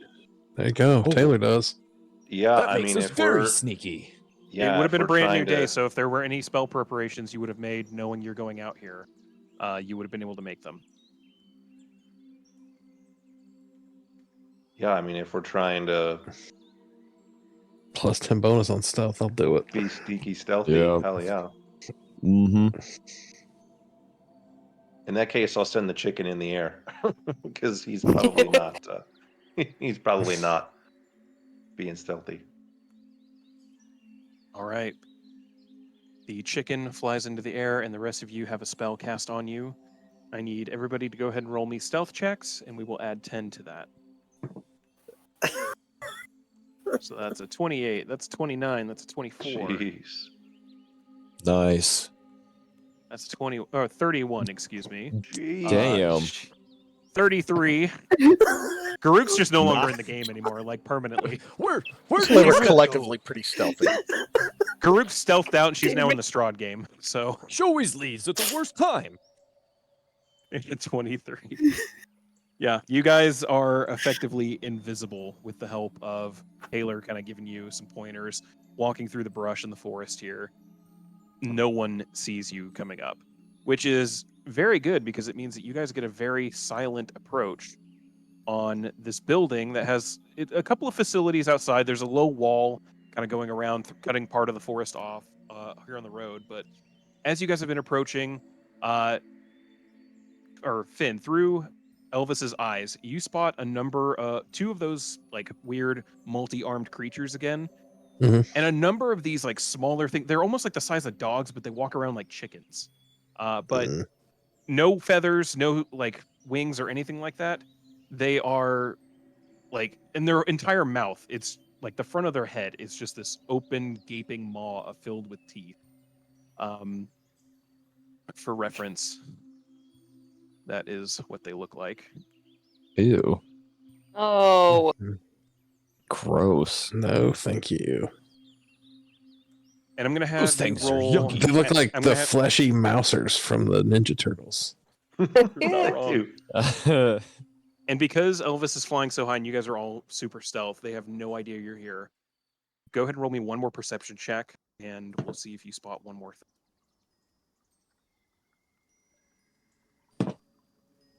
12. There's some kind of figure in the back as well near one of these like fleshy chicken things, but you do not get any finer details than that from where he's currently at. He might have to get closer and risk being spotted. Nah, I'll pull him back. Okay. But you see two of them here on the road, and based on your recon, you're aware of pretty much everything on the field that you currently see. What would you like to do? You can also reorient yourselves however you wish. I just kind of, as a matter of Oh. like to get your tokens on. I'll gesture to Garuk and Tyler or Taylor. Arrows. He nods. I nod. Okay. I draw my bow, have an arrow ready, knocked, and ready to shoot at the one on the right. Okay. You're This shooting one. at that one. I'll Gotcha. shoot out the left. Okay. Anyone else got anything before they take a shot? yeah. Before my brother takes a shot, I'm gonna put my hand on his quiver and touch flame arrows, or cast flame arrows. Okay. Nice. Your arrow, as you go to draw one of your arrows out and knock it onto your bow, it doesn't necessarily light on fire, but you see that there's this kind of the red flickering energy in the head of the arrow now, and it's a little warm as you put your hand. So Oh, okay. feels like it's got some power to it. Well, and I'll just get a blast ready. So if what they do doesn't drop it, I'll shoot. Okay, you're ready an Eldritch I think, Blast. I think I'm going to I'll risk it. I'll rage just as soon as they let loose. Okay, you're gonna rage as soon as they let loose. Yeah, I'll burn a rage. You want me to go ahead and roll my d8 to see what happens so we can Not get that out of the yet. way? Okay, Not just yet. that's cool. Well, you guys are gonna for the effects of this. Their shot is gonna be what kicks off initiative order. And Okay, then you guys awesome. are gonna get a surprise round because none of them know. Maybe you should hold off on the rage just in case we drop If these. that's the case, I'll hold off. Could be. I mean, if we start bringing more, and it's not as, just take them out instantly, then yeah, worry about it. But for now, I'd say Oh. hold off on the rage. Mechanically speaking, that makes sense. Oh, hold off. I'll hang tight then, Okay. just in case. I don't want to waste one, I guess. Exactly. All right. Drost and Tyler. Or Tyler already cast a spell. Never mind. Drost, you got anything? Yeah, I would just hit whichever one presumably doesn't die. I would wait and hit whatever one that doesn't die with a ray of frost, unless we're all doing it all at once. In which case, I'd go for the all. I'd go for whatever one everyone else is going for. Fair With a enough. ray of I'll let them frost. get their shots, and then if they don't go down, you and Finn are staggered to Yeah. fire as well. So before initiative kicks off. All right. Well, in that case, go ahead and make your attacks at advantage because they have no idea. These little things are just sniffing at the ground looking for fresh pieces of meat to eat. Well, I had advantage clicked. That's strange. Tez, you're rolling initiative. They're just rolling Oh, attacks. oh shit. Sorry. Okay. Both of those attacks hit. Garut, go ahead and roll damage with sneak attack. And Taylor, you already rolled damage there, it looks like. Don't forget to roll the additional fire damage from flame arrows. What damage It would is that be? an extra 1d6. Jesus, that sneak attack roll. What in the Another world? 5. What? 3, That's 6. four- Yeah. Okay. So That's 4d6. Jesus. That is insane. So yeah, even without like your base damage from your bow, so to set the scene, Taylor, you let this arrow off, and as it flies through the air, right before it impacts into this weird fleshy-looking creature, the shaft itself lights on fire as part of your sister's spell, slams into this thing, and literally incinerates a big chunk of its stomach as it just lays there silently dying before expiring totally. And you look over at the left one. The left one's just gone. Like, it doesn't exist anymore. It's no longer. And There's not that's even a good corpse. for 12 even a- arrows, by the way. There's not Oh, even a nice. corpse left behind. It's just missing. It was absolutely incinerated. That was easy. Now, Pass without trace for the win. Yeah, for real. Yep, and good thing we held on to that rage. everybody, please select your tokens, and I would like you to roll initiative.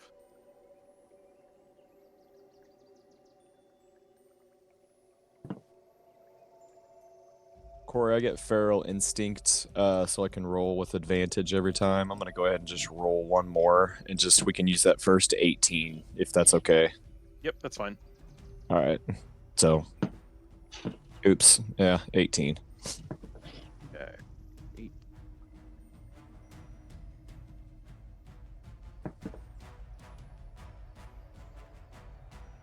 Thank you. Alrighty. Shift round.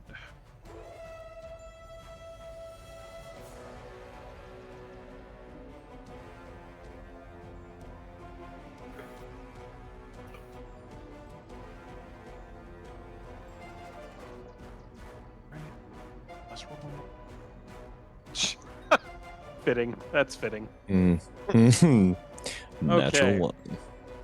So, top of the round then, Garuk, after you just literally caused one of these things to cease existing on this plane of existence, you don't see any combatants ahead of you, but you are aware that there are targets on the other side of this wall/forest.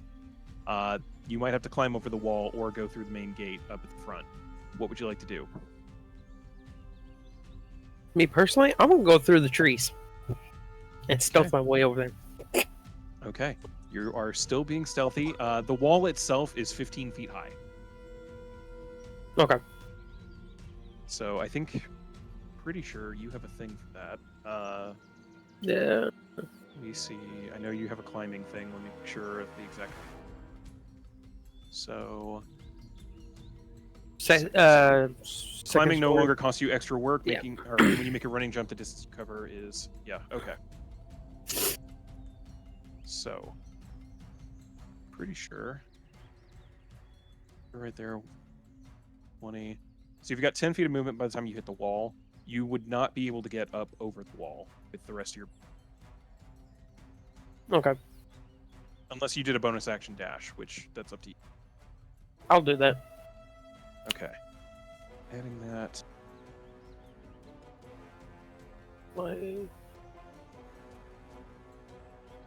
Yeah. Easily enough, you're able to, if you just head straight north, you're able to get over the wall and into the trees still while remaining stealthy. These things have absolutely no idea. They rolled a 5 on their perception check after that little massacre. So they have no idea anything's wrong. And then pretty easily you're up over the wall and on the other side inside the compound. You still have your action. You can kind of see through the trees at one of the like weird multi-armed individuals. You actually haven't seen them because this is what the this one kind of looks like. This like gaunt, human-looking individual making these weird moaning noises, but very quietly at the moment. Multiple like spiked appendages poking out of its side and back.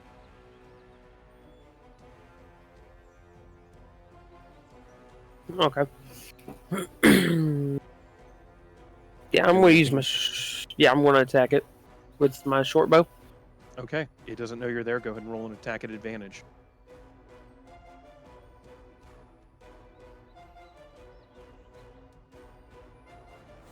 $14 does not hit. You line up your shot. You think you have it. You let it go, and you were aiming at one of the joints where this like weird appendaged arm sticks out, and it just happens to turn at the right second, and the arrow flies by, no damage, and it starts looking around for whatever shot at it. That is your go. Tyler, it is your turn. For the record, this is a surprise round, so they don't get any action. When we hit the bottom of the initiative order where they are, we're skipping them, and then we're starting at the top again. Alright, that same one that Groot just missed, I'm going to go ahead and just cast a frostbite at it and see if I can take it out. You do not have line of sight right now. Oh, so right. This wall over here, it's about 15 feet high in the center of the trees. Okay, gotcha. Okay. Yeah, you can climb the wall don't- and you can go through the door over here. Yeah, okay. They technically don't know you guys are even here yet, so it's perfectly allowed to reposition into whatever you. Okay.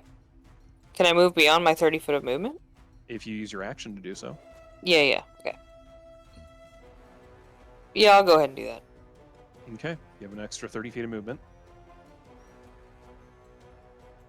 And as you get close to the door, the main pathway here, through the gate, you can see another one of those little weird chicken dog flesh things at the end of the road that doesn't seem to have noticed your presence. It's still just kind of sniffing around, looking for whatever it can try and munch on. Alright, cool. All right. Any bonus actions, anything? No. Okay. Drost, it is your turn in this surprise round. What you doing?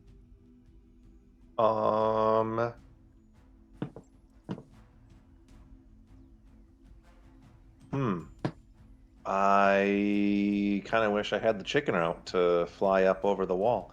You know what? The chicken's a couple 100 feet away, but he could help if you wanted to call him. He could show up in a round. Yeah, it would only really be beneficial right now until we're in position. So instead, I'm gonna do the same thing. I'm going to move up.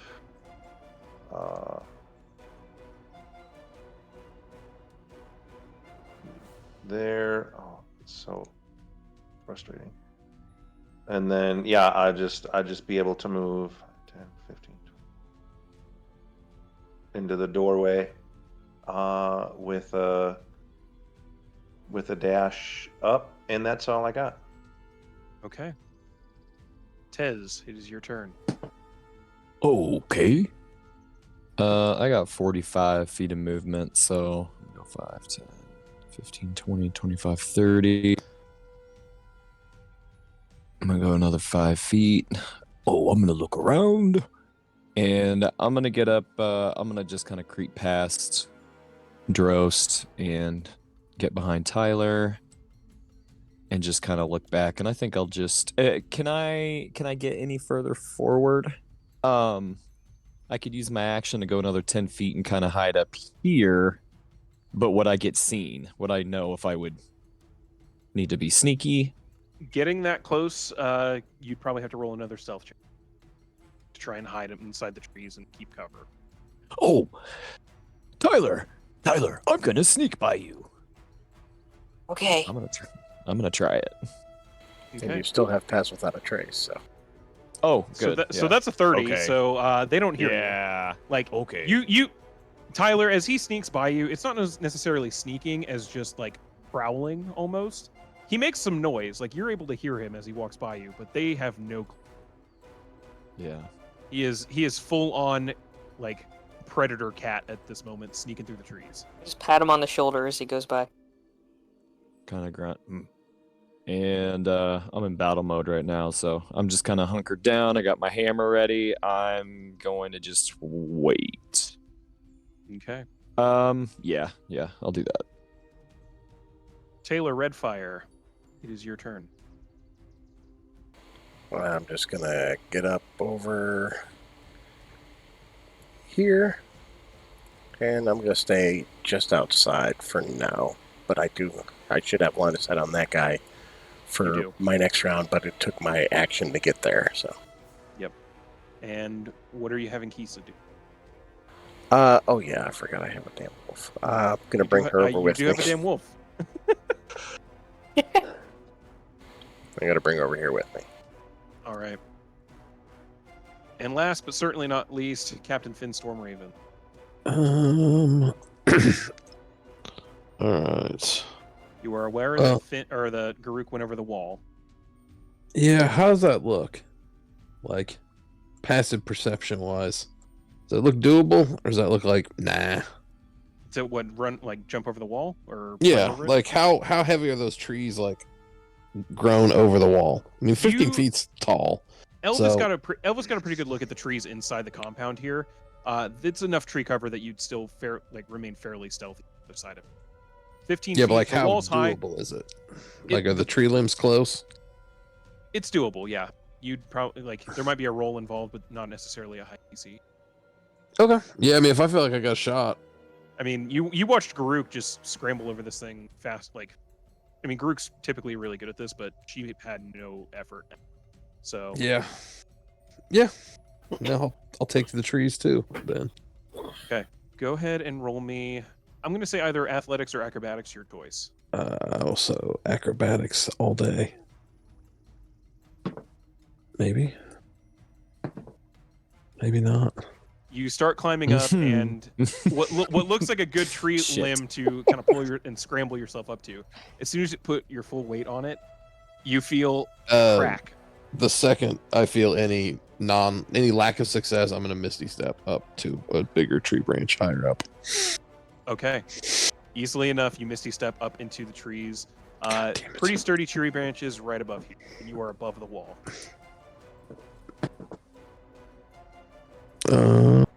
Yeah, then I guess any more movement I have, I'll move forward to where I can see.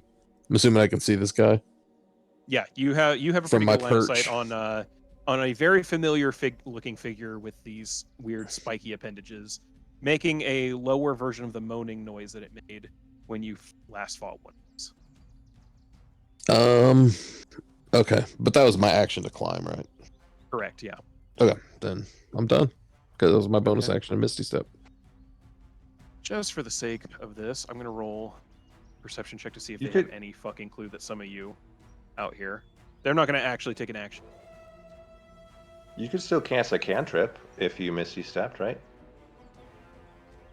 Yeah, That's but my true. action was to climb. Oh, Yeah. I'm sorry. Yeah, That's yeah, right, sorry. yeah. Yeah, no, my action was to climb the tree. 18. The little chicken guys don't necessarily react to any kind of noise or anything. They haven't noticed anything. That one that you shot at and missed is still kind of looking over your general direction. Doesn't necessarily know where you are yet, but knows that something's up. But it's a good thing because it's your turn. So what would you like to do? So I'm gonna move still up in the trees to right Okay. there, so I have better line of sight. Go ahead and are you going like up into the trees or just through the tree line on ground floor? No, up in the trees across the tree line. Okay, go ahead and make a acrobatics check quick. Oh shit! Either one of those is fine. you rolled I didn't mean- significantly higher than you needed to. I think you're yeah, fine. Yeah, with second story work, it's not even a problem. You're up into the trees. You've got a bit of cover up here, and you have line of sight on him. All right, I'm going to shoot short bow at him. Okay. This would not be an advantage because you haven't hidden yet, unless you want to use your bonus action to find a slight, obscure your presence a little bit more. No, I'm good. Okay, just make a straight roll then. 18. That is, I believe, that is a hit. Go ahead and roll damage. 7 points of piercing damage on it. Your second arrow, this one finds home, slams into its body. And then you hear this really disconcerting wailing noise. And the little chicken thing behind it perks up and starts looking at the tree line as well. This guy with his big yellow golden eyes starts looking up in your general direction. Doesn't look like it's necessarily seeing you exactly, but knows that you're up in the trees. Oh, someone made some noise over there. You are hearing a lot of noise at this point, Tez. This thing is it's nearing screaming. Picture just the biggest of toddler tantrums. Like it's a moaning noise at a higher decibel than should be physically possible for a human being. Oh, Oh, I hope Guru Yep. kills that thing fast. It is Tyler's turn. The little chicken guy up here on the road hasn't looked your guys' way, but it is looking back towards where the moaning noise is coming. all right. I'm gonna see how hurt he gets just using a cantrip on him, just to see.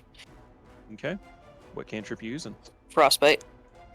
Okay. I think that is, what is it, a DC deck save? It's a Or con 16. I'll be real with you, this is not a strong suit of theirs. That's a nope. That's what that is. Go ahead and roll. Oh! You watch this thing almost snap freeze in place.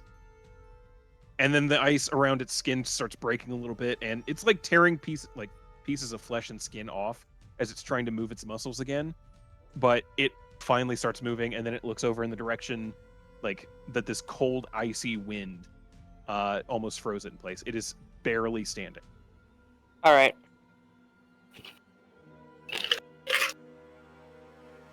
Anything else from you?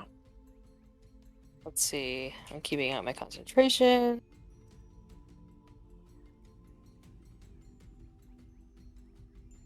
Wait, hold on. Yeah, you're keeping concentration.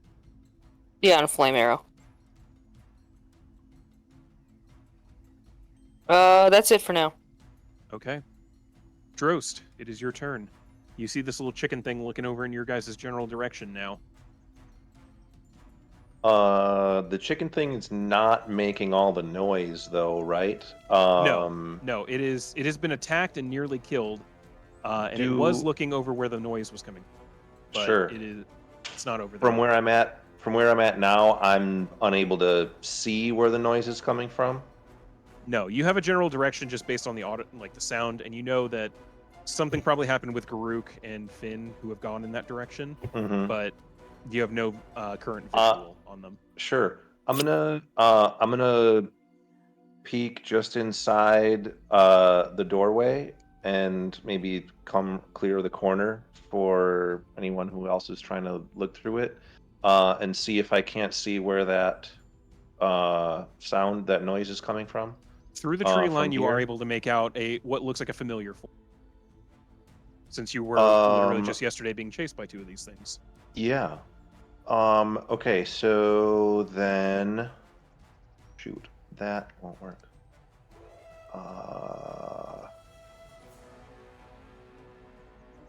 I'm just going to hit it with that's not worth it.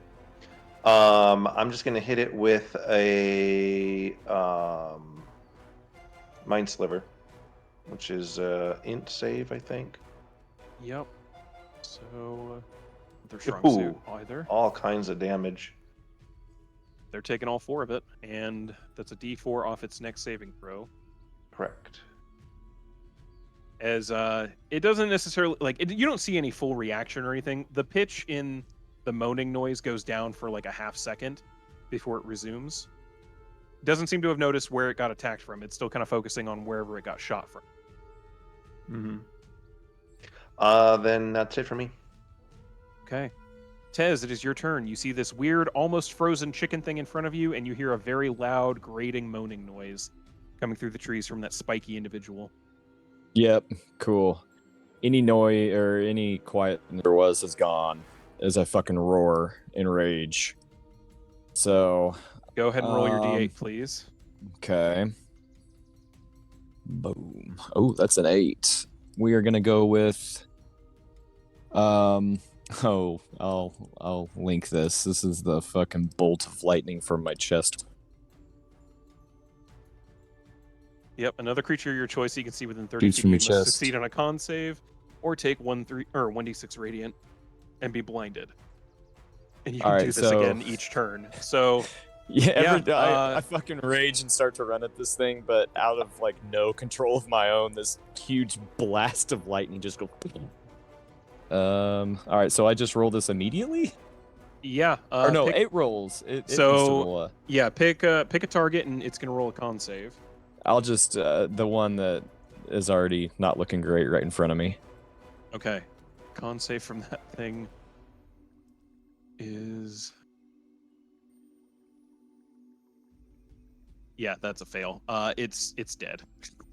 Okay. It's definitely definitely blinded because it no longer lives. It had 1 hit point. She rolled 9 damage and they have a max of 10. Oh! I run 10 feet close. and I just begin to swing and the lightning bolt just and just okay. Yeah. Dros, from your perspective, this giant Leonin figure just roared, started running forward, and then lightning shot out of him. All right. 10, 15, 20. I'm liking this group. I got enough movement here. That was my bonus action still, so I'm gonna That was your turn bonus. the corner. Yeah, I'm gonna turn the corner and I'm gonna let loose on this motherfucker. And I'm gonna go ahead and just go reckless with it. All right, go ahead and make your attack at advantage, please. Oh my god. It's so dead. Okay, so you probably roll damage on the first one, and we're gonna use the roll for the second on something else, maybe. Yeah, because you fucking obliterate this thing in one strike. Yeah. So the first little bit is acid damage, and the next bit is thunder damage. Okay, so you killed it with a 1 strike. Okay. It has 10 hit points. You rolled like 19 on your first roll. Yeah, You basically just like Happy Gilmore this thing over the wall. All right. Yeah, it It's- goes flying. Yeah, it goes flying like over Finn's head, landing in the trees beyond. I hope Awesome. Finn sees it. Nice. Like it has no substance to it anymore. It is just a floating, Ooh. like a flying bag of jelly. That's it for me. Do you have any more movement? You can get that second strike on this guy. Oh, actually, let's see. 5, 10, 15, 20, 25, 30, 35. Damn right I do. Yeah, just enough to get All there. right. Then Yeah. the second strike, 25 is definitely going to hit this guy. So All right. that is, all right, 10 points of bludgeoning, and then it was 3 points of thunder 8 damage.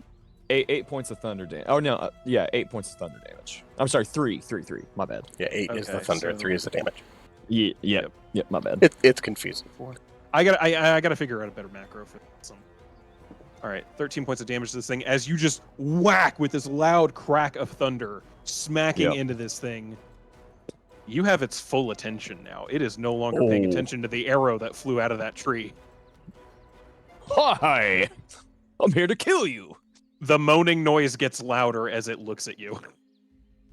Okay, this is weird. Taylor, That's it for me. it is your turn. Okay. There's two dead chickens, and this thing that you can see through the trees. Okay. Do I see this one up here? You know what? You're aware that there's someone over there because Elvis did recon. You can't see it from where it is. That wall is still 15 feet high. I just moved onto the other side. I'm here now. Yeah, you're inside. So which one are you? You're looking at this one. Right? I was looking at this one up here. The other. Oh, that flesh yeah, thing. you can see that. You can see that chicken thing up there. Yeah, I was gonna try and take that one out. Fair enough. Go ahead and make your attack.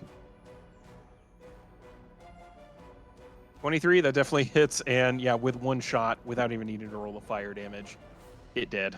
Okay, and These can things I see are this? super. You can see him through the trees. Okay, then I'll take my second shot on him. Okay, go ahead and roll your attack. 23 definitely hits. That is 8 points of piercing damage, and the fire damage from flame arrows.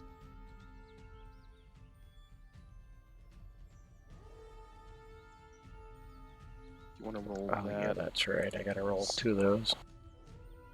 Well, the first one's dead, so we only Yeah, need- first one doesn't need it. It died. 3 more damage. There we go. All right, as this another arrow slams into this thing, this one with a little puff of explosive fiery energy. It didn't like that, but it's still looking at Tez. Tez has this giant loud lion figure is definitely hogging the spot. This thing's focus at the moment. And that's all I'm gonna do. Okay. So I'm still keeping up Pass Without a Trace, just for future use if I can. That's true. All right. Finn, it is your turn. All of the little chicken things appear to have died. You can see the loud moaning figure in front of you. That Sweet. Tez, it's fully occupied with Tez at the moment. Cool. I will bonus action hex it. I'm going to hex it. Oh fuck. Yeah, I'll hex its strength in case it happens to grapple with somebody. It will be at disadvantage on athletics checks. So Okay. I will do that, and then after I hex it, I'm gonna shoot it twice. Cause fuck him.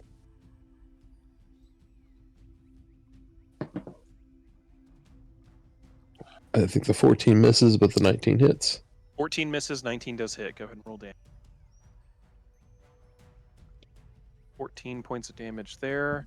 Yeah, it's not looking too hot. It's moaning like you're cracking its body. It's doing that sick thing where it's trying to like move the bones inside of its flesh skin around a little bit to try and reduce this damage. And it's every time it does that, you're just slamming it in, slamming your shots into places where it's cracking the bones and causing it a lot of pain. So it's not looking great at this point. That's it for me. All right. It is their turn. The moaning noise gets louder but only because there's now 2 of them. As you hear coming through one of the gates on the opposite side from where you guys are, another one of these creatures running full tilt after hearing its companion yelling like that, and doing the exact same thing, just moaning with these spiky arms out, ready to attack whoever it can get to. And it is going to dash. It's going to see a whole group over here. 1, 2, 3, 4. Run up there. It can't do anything just yet, but it makes its way up to you guys. And its little companion. 1, 2, 6, 8. Yeah, it's going to action dash too. As they run up on your group. You also hear off in the distance this, not moaning noise, but almost like a sobbing, like someone crying.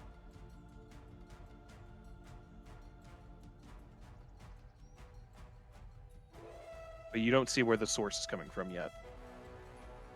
And the one right in front of Tez is going to look at Tez, and it is, in fact, going to do... I'm a little off balance from attacking reckless, don't forget. So it would be, anything it does should be an advantage against me. Well, here's the thing. Is Tez a medium creature? I think he's still considered medium. Let me look here. He's also really big. I'm going to roll...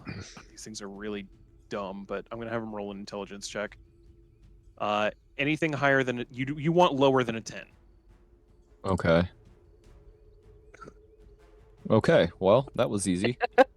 Yeah, it's gonna. All right, yeah, it's gonna swing. It's gonna Just swing at you. made it. Yeah, you are big enough and menacing enough that it does not do the thing that would have been smart in this instance. So, because there's a whole mechanic where it doesn't need to force you to make a grapple check. It just instantly grapples you. Okay. If you're a medium or smaller. So it doesn't do that though. It's mad that you smacked it a couple times. So it's gonna just go ahead and retaliate against you. That is 2 armed spike attacks at advantage. AC is 19. Right, 19's a hit then. Oof. Oh my god, it rolled max damage. Jesus. Wow. 2d10 plus 3. Yeah, that's double 10s. Holy crap. Okay. Mad. Yeah, it's No big kidding. mad. The moaning gets a little softer as you almost hear it laughing in the moaning. As it like the first strike you're able to deflect with your maul pretty easily, and the second strike gores this big cut across your chest. That was 2 10s. Good lord. Yeah, That was a hurt. biggin. That was a Yeah. biggin. That's what rage is for. That is what rage is for. You do have the damage, so That's a good point. it is. Yeah, it's just piercing damage. So let me see.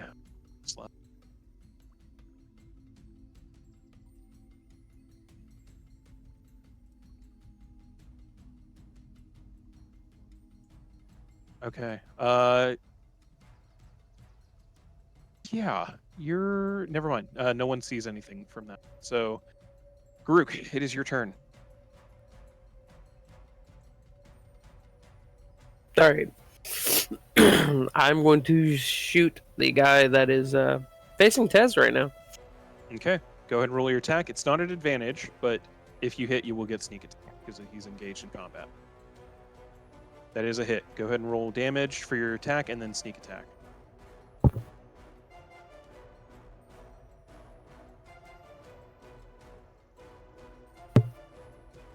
Wow.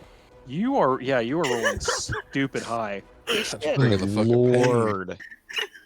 Wow. So you rolled 32 points of damage. That arrow did twice as much damage as Tez's maul. Mhm. Garuk, how do you want to do this? Because it had 31 hit points. Nice. Oh, wow. You beat it by 1. Awesome. 2 arrows straight to the back of the head, execution style. Yeah, Tez, you're readying yourself for another strike after taking that retaliation. As you're getting ready to make your swing, you watch as one arrow slams into this thing's spinal cord, dropping it down to its knees, and very quickly a follow-up shot to the back of the head, putting this thing out of its misery as the moaning noise gets a little bit weaker, as this one is full-on dead. Good shot, Garuk.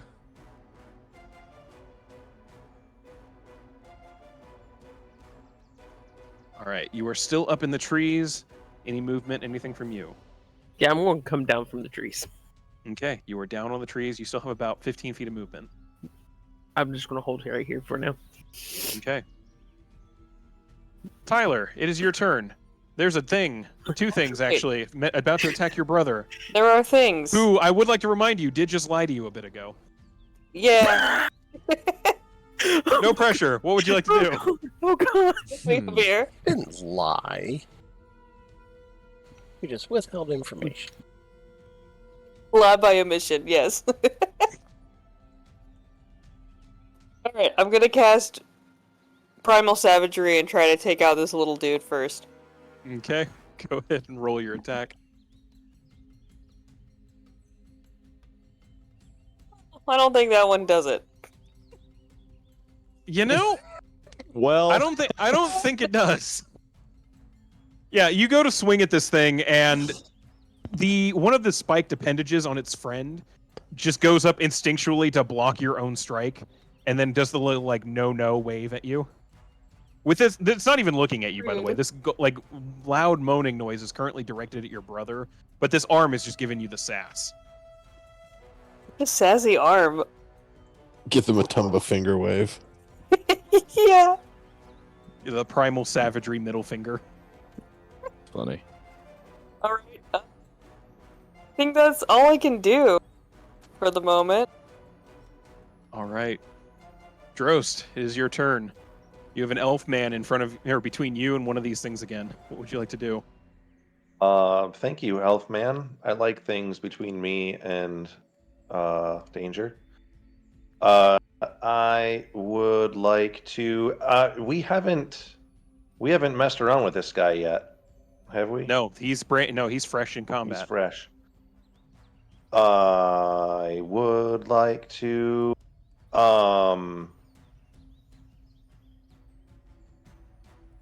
I'm gonna need what is that?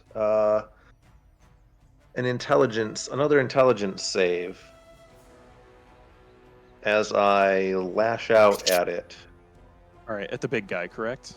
The big guy. Oh yeah, All right. sorry, there are not multiple. not the chick. Yeah, not the chicken. Yep. I'm gonna hit it with. Oh yeah, so it's gonna take 3d6 psychic damage. It can't make reactions, and next time it gets to go, assuming it gets to go, it has a choice to make. I'm guessing. Yeah, this is a mind whip, correct? Yeah. Thought so. All right, 8 points of damage to it.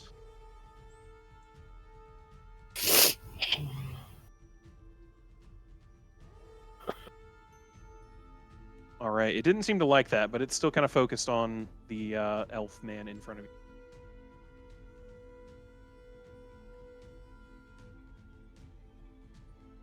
Anything else? Sorry. I'm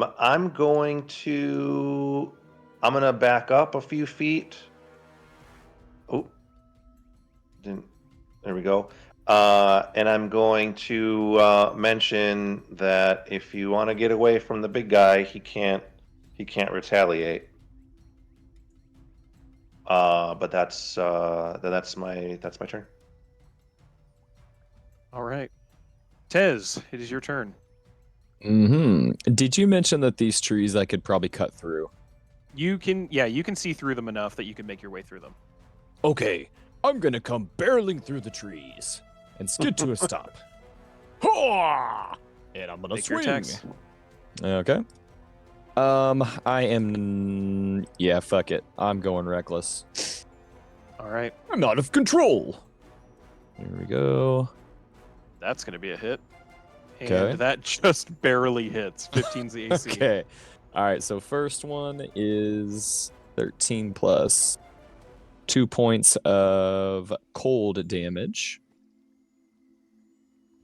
Didn't And the like next that. one is 14 points plus 3 points of more cold damage. 2 massive swings each time. Dros, you're kind of seeing this. They've never seen something like this before, but every time this barbarian's swinging his maul and impacting, there's a flash of magical energy coming out of the head, and it does something different every time. So, like, you heard the thunder crack earlier, the first strike. These ones seem to have been lighting up with cold damage and leaving a bit of frost on the skin as it impacts. It's interesting weapon from your standpoint. Yep. And that's it for me. You still have your bonus action, and your rage effect can be redone. Oh, okay. Yeah, the rage activates every round, I believe it said. Yep, shoots your radiant damage. Oh shit, that's right. So I do get to do, what is that again? It's gonna be D6, I think. It's gonna be a con. Yeah, it's gonna be a con save. Oh, I keep forgetting to do that. What is with these rolls? Oh, nice. Yeah, 5 points of radiant damage. Yeah, 5 points of radiant damage to it, and it is blinded. Oh, that was a good one. Do I have an effect for blinded? I don't know if I do. We're gonna go with. Good looking at it. I forgot to do that last round. We're gonna go with that. Yeah, so you see, like, the golden eyes. It's still making this moaning noise. It's insufferable, but the eyes kind of glaze over, and it starts looking around like it doesn't necessarily see any. Nice. Cool. Yeah, that'll be it for me. Taylor Redfire. This thing can't see you and is slowed, according to your new mage companion. What would you like to do? I will attack it with my hand axe. Okay. Because since it's in melee, I would have disadvantage. You would. Let me make sure. I think you might get advantage on the attack because blinded. Sure of that. Yep, attack rolls against because blinded they're creatures unseen. have advantage. So Oh, then I'll use my go bow ahead. because that's normal. Your choice there. Yeah, it would cancel out. So straight roll. Yeah, it'd be more damage. So 17 definitely hits. 11 points of damage, and the D6 from flame arrows.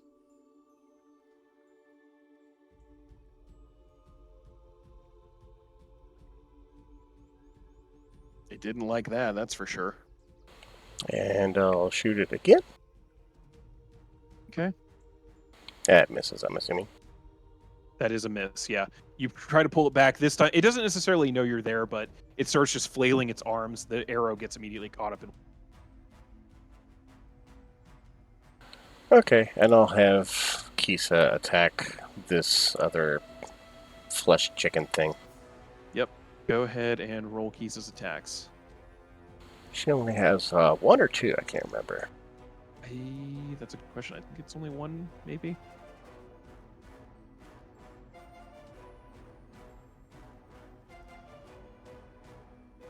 Yeah, she just gets the 1. But she does have advantage on it because pack tactics.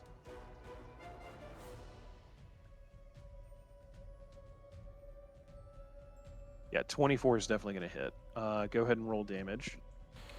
Do I click that to roll the damage, or I don't know how that works. Yeah, it's just like your attack. So where it says attack, just click on that in the chat. Okay. 8 points of piercing damage and DC 11 saving throw or be knocked prone. Oh god, these things are. I'm gonna be honest. These things are really underwhelming in what they are. So I don't expect this to go well. Yeah, no, I didn't. It's prone. It's laying on the ground, bleeding, mewling this weird noise. It's just pitiful at this point. But it is still alive, barely. And that's, I believe, all I got. All right. Finn, it is your turn. With your passive perception, by the way, you're aware that you're hearing this other noise on top of the moaning. It's almost like that loud sobbing. And you're aware that it's coming from the other side of the building where you can't quite see. Okay. I will make a mental note to send Elvis over there once this is all sorted out. All right, then I'm going to. Can I hop down, or can I move through the trees? Can I? I guess can I see these things from where I'm at? You can't see the chicken at all. With it Okay. lying prone where it is. You can see the other one just enough that you could probably make a shot. It'd probably get a slight AC bonus from the trees, from where you are. But Okay. I would move to like. Could I hop down and get a better angle on it, or like, can I move down the wall? yeah, Like- if you want to use the wall as kind of a pivot point between the trees and make your way down, Okay. I'd allow that. I'd say it'd be your full movement, but you could still see them like through the tree line. All right. So yeah, I will. Is that? I lost count. Was that? That was about 30, right? Yeah. Okay. And then I can see him from here. Yeah, you can see him from here. You have a All better shot. Then I will drop my hex onto him with my bonus action and pew pew. Both shots are hits. Go ahead and roll damage. Oh. It could have survived it, but not with rolls that high. How do you want to do this? Just the usual. Just fucking pop, and headless beastie goes down. That it does. The only sounds you're still hearing are that sobbing noise now, and this pitiful mewling chicken flesh creature. Well, I guess no, because I'd have to. It's like an action to see through Elvis's eyes. So yeah, that's it for me. Okay. Well, the wretch here is going to stand up and use half its movement, and it can't really go anywhere because you guys have it blocked in, and it gets none of the bonuses it was supposed to get. So it's just going to make a last fatal attempt at. You know what? There's 4 people here. Why not? It's gonna roll. Let's see. It's gonna go for Taylor. Sorry. It's gonna try and bite at you. No advantage or anything like that. Does a 19 hit you? Yep. Okay. So it bites onto you, and you expect to feel like a piece of your flesh will come away from it, but it's stuck on you. And then you try to like move your leg away, and it's still attached to your leg, dragging you and slowing you down. This thing is full attached. It can't attack you, but if it survives the next round, it will deal you damage. Alrighty. Yeah. So it's, or you can use an action to attach it should you make it that far, but I expect it not to live very much longer. All right. However, coming from, you guys are now hearing the sobbing noise as well, coming from this way, as this other individual comes, like, not necessarily running, but dragging itself out of the woods. Spiky legs, one arm also like that long barb that these other have, like the spiky arms coming out, like this long pincer, and then its other arm looks almost like a chain, like a whip that's hanging down on the ground where a hand used to be. For reference, as these black tears are coming down its eyes and mouth and nose, this like ichor sticky on all over its body, making this sobbing noise as it comes up and sees what's happening. And it's gonna go ahead and shoot a harpoon at Tyler is the closest, so it's gonna shoot a harpoon at Tyler. Bring it. I'm assuming a 12 misses though. 12 does miss. Then yeah, it launches out its harpoon arm with this like hand and spike onto it. You manage to dodge out of the way. It reels its arm back in, and then immediately throws the arm back out at you. Does a 17 hit? I believe it does. Hang on one second. Yeah, 17 hits. Okay, you take. What is? Oh, Jesus. Oh, that's so much. I apparently didn't read this very well. Okay. You take 20 points of damage as this thing slams into you, piercing you through your shoulder, and it gets a good latch on you. And then you feel yourself being drugged back towards it because you are not a large creature. So it full on starts pulling you back towards it. Oh, I very much dislike that. 1, 2, 3. There you go.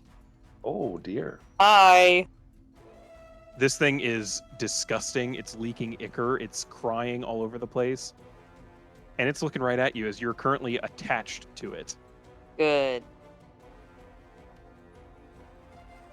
And that is its go. Garuk,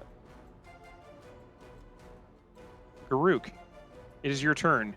You saw, the battlefield cleared for a moment, and you saw this weird fleshy appendage fly out twice, nail Tyler, and start dragging her behind the house.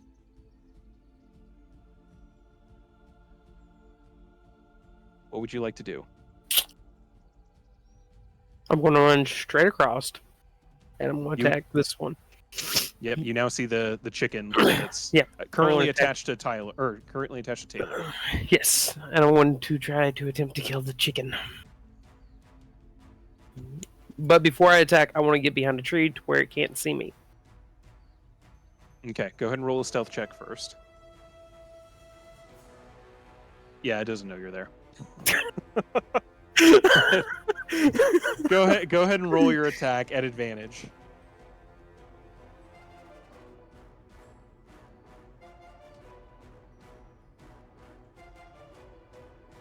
Yeah, that's a hit. I'm not even going to make you roll damage. Your bonus is enough to unalive this thing. Right. The weight on your leg suddenly decreases drastically, Taylor, as this thing lets go of your leg, fully dead, with another arrow sticking out of it. Well, let me roll a con save real quick. Oh, that's right. Yeah, it does need to roll a con save, doesn't it? Oh, actually, since that took some damage, I should make a con save for my concentration. That's right, yeah. You roll as well, both of you. 16 is enough. It's half. Yeah, I'm good. Half No, 20. it took like yeah, 8. you took way. Yeah, you're fine. Both of you are fine.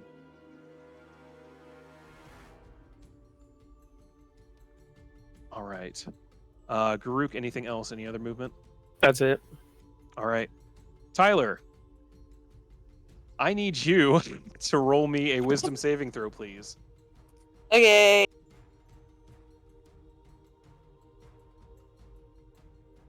$24. You feel this presence inside your mind as you kind of look at this thing, the noise and its appearance. It almost feels like it's driving a spike into your brain, and you kind of shake it out a little bit, and you're fine. But you are currently grappled by this thing. It's time for you to die. What you gonna do to it?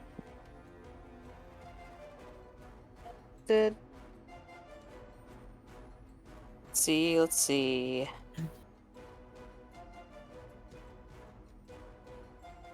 I'm gonna go Primal Savagery just to see if it'll let me go if I hit it enough.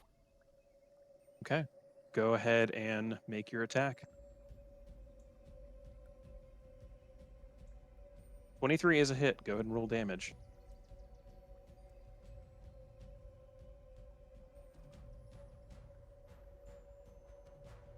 Well, you know. 6 points of damage. You slash into it, leaving these like acid burns along its form, and it just kind of looks down, and then you look at the cuts themselves, and they're now leaking that same black ichor, and it just looks back up at you and it starts crying louder. Does it seem more hardy than the spiky guys? It's got a bit more meat to it than the spiky guys do. Alright. Like the spiky guys are mostly like flesh, skin, and bone. This is more flesh in general. Like it's pudgy in parts, other than the spiky appendages. Alright, let's go. I can use a little help over here. Drost, it is your turn. And I see The one without a bow. Yes, you can The in fact see. the twin without a bow. Yeah, you can see her. You watched her get full on like Yep. ring dragged across this field. I'm gonna shout to her, hey, just like let it happen. And I'm gonna cast Vortex Warp on her, and she can save against it if she wants. I would suggest not. I mean, Uh, Yeah, Yeah, I'll be like, all right, I'll trust this guy. okay. And I can, uh, I can move in. I can move them. Where to go? 90. Oh, I can move them within the area. So you can constitute the saving throw. It can choose to fail. Teleport to unoccupied space of our choice within range. Okay. Yeah, I'm gonna yank her back right next to me. Okay. Where, like, right next to you, right here? Yes. Because Okay. yeah, within 90 feet. So yeah, I'm gonna pull her back, in front of me or on the side, beside, or wherever. Probably right next to me. And that is my turn. Let me do some quick checking something here real quick. Okay. As you cast, you've cast this spell before. You're aware, the flashing, swirling energies that involved in this kind of minor teleportation, and you hit Tyler and you're moving her. And then you feel this kind of flash of energy along that connection as well.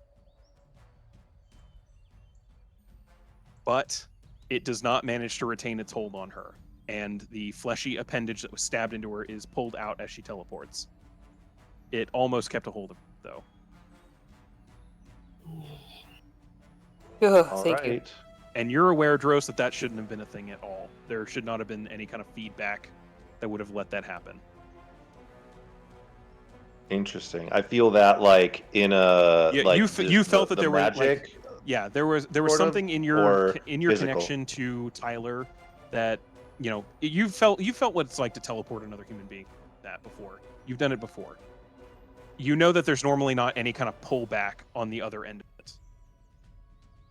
And there was definitely something that almost tried to keep her rooted in place or keep attached to her in some capacity. But it seems to have failed. The arm is currently stretched out a little bit across this field, but it is no longer attached to her. Cool. Yeah, that's my turn. All right. Tez, it is your turn. You can see this thing.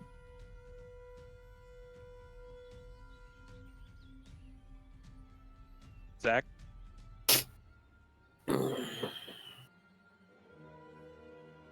I've been talking to myself. There he is. I do that all the time. I'm going to use my bonus action as I rush this thing to go ahead and let loose the radiant damage from my chest. All right. This one's a little meatier. I'm going to run. You blast this thing with that bolt of light. Mm-hmm. It does not seem to affect it, and as you kind of start running towards it, it's looking right at you, meeting your eyes. Oh, fuck you very much. I'm going to take 2 swings, and I'm going fucking reckless again. It's been working out. Thank you. Go ahead. Oh, swing! That. Both are hits. All right. First one's going to be poison damage. 3 points of poison damage. And next one's going to be another 13 plus 4 points of psychic damage. So 25. 25 points of bludgeoning. And 3 poison, 4 psychic. 32 points of damage total. Okay. I'm for now. There we go. Yeah, you take 2 whopping swings at this thing, flashes of energy from your maul as you smack into it. The extra damage doesn't seem to do like less or more than normal. It's just adding on to it, but it's still standing and looking at you, and It doesn't seem to have liked that very much. Mm-hmm. Well, I'm off balance a bit from going reckless, but that's it for me. All right. Taylor, it is your turn. You can see that your sister is perfectly safe now. Okay, I'm gonna shoot this guy. All right, both shots. Go ahead and make them.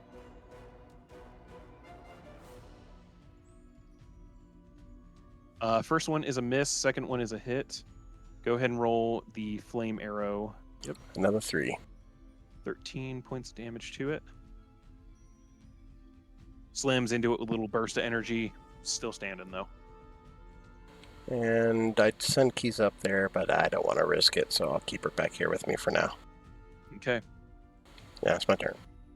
Finn, it is your turn. You saw where the arm came from, and but you can't quite see where that thing is. Can I make my way down the wall Yes, you farther until I can see it? Yeah, you can. All right, then I will do that. All right, and you have line of sight on it. As soon as I see it, I'm going to flip Hex over to it, and I'm going to do the same thing. I'm going to Hex its strength to fuck up any kind of grapple bullshit it does. And then once it's hexed, I'm going to fire twice. Both are hits. Go ahead and roll damage. Boom.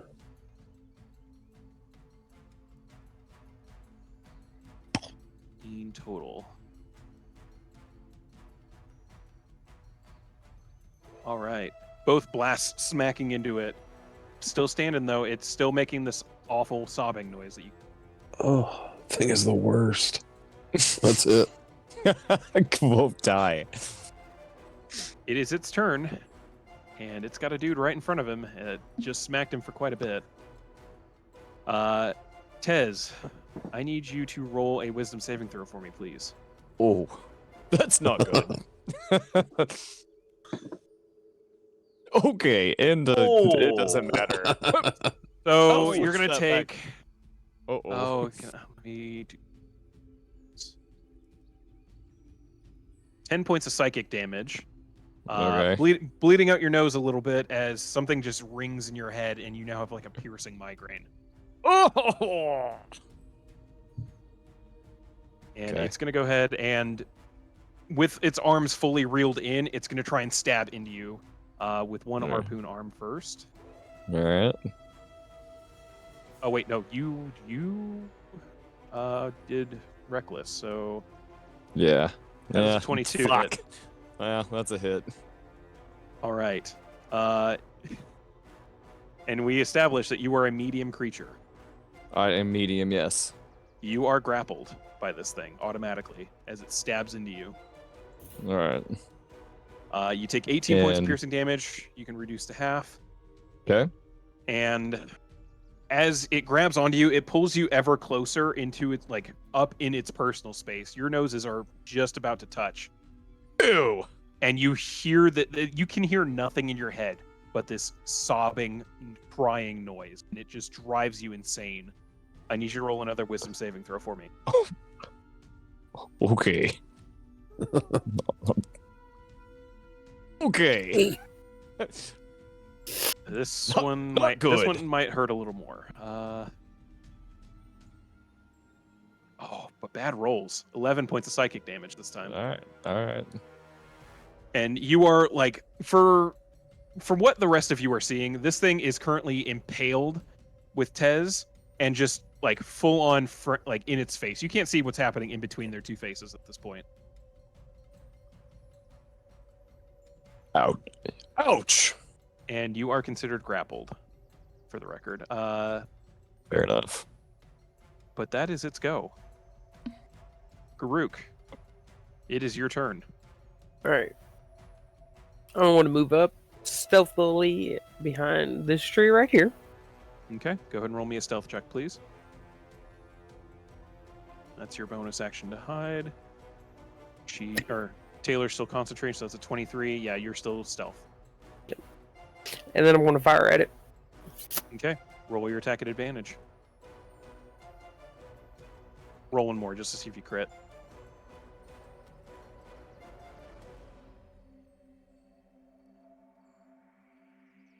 Oh, same roll. Yeah, that's a hit. Go ahead and roll your damage plus sneak attack.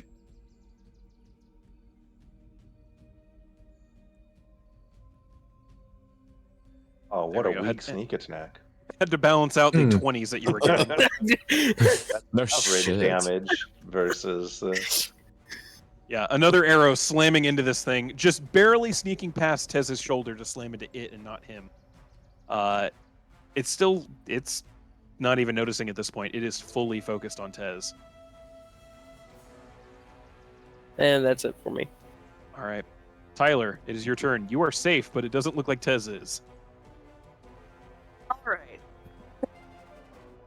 Well, for one, I'm gonna heal Tez. Okay, what you doing?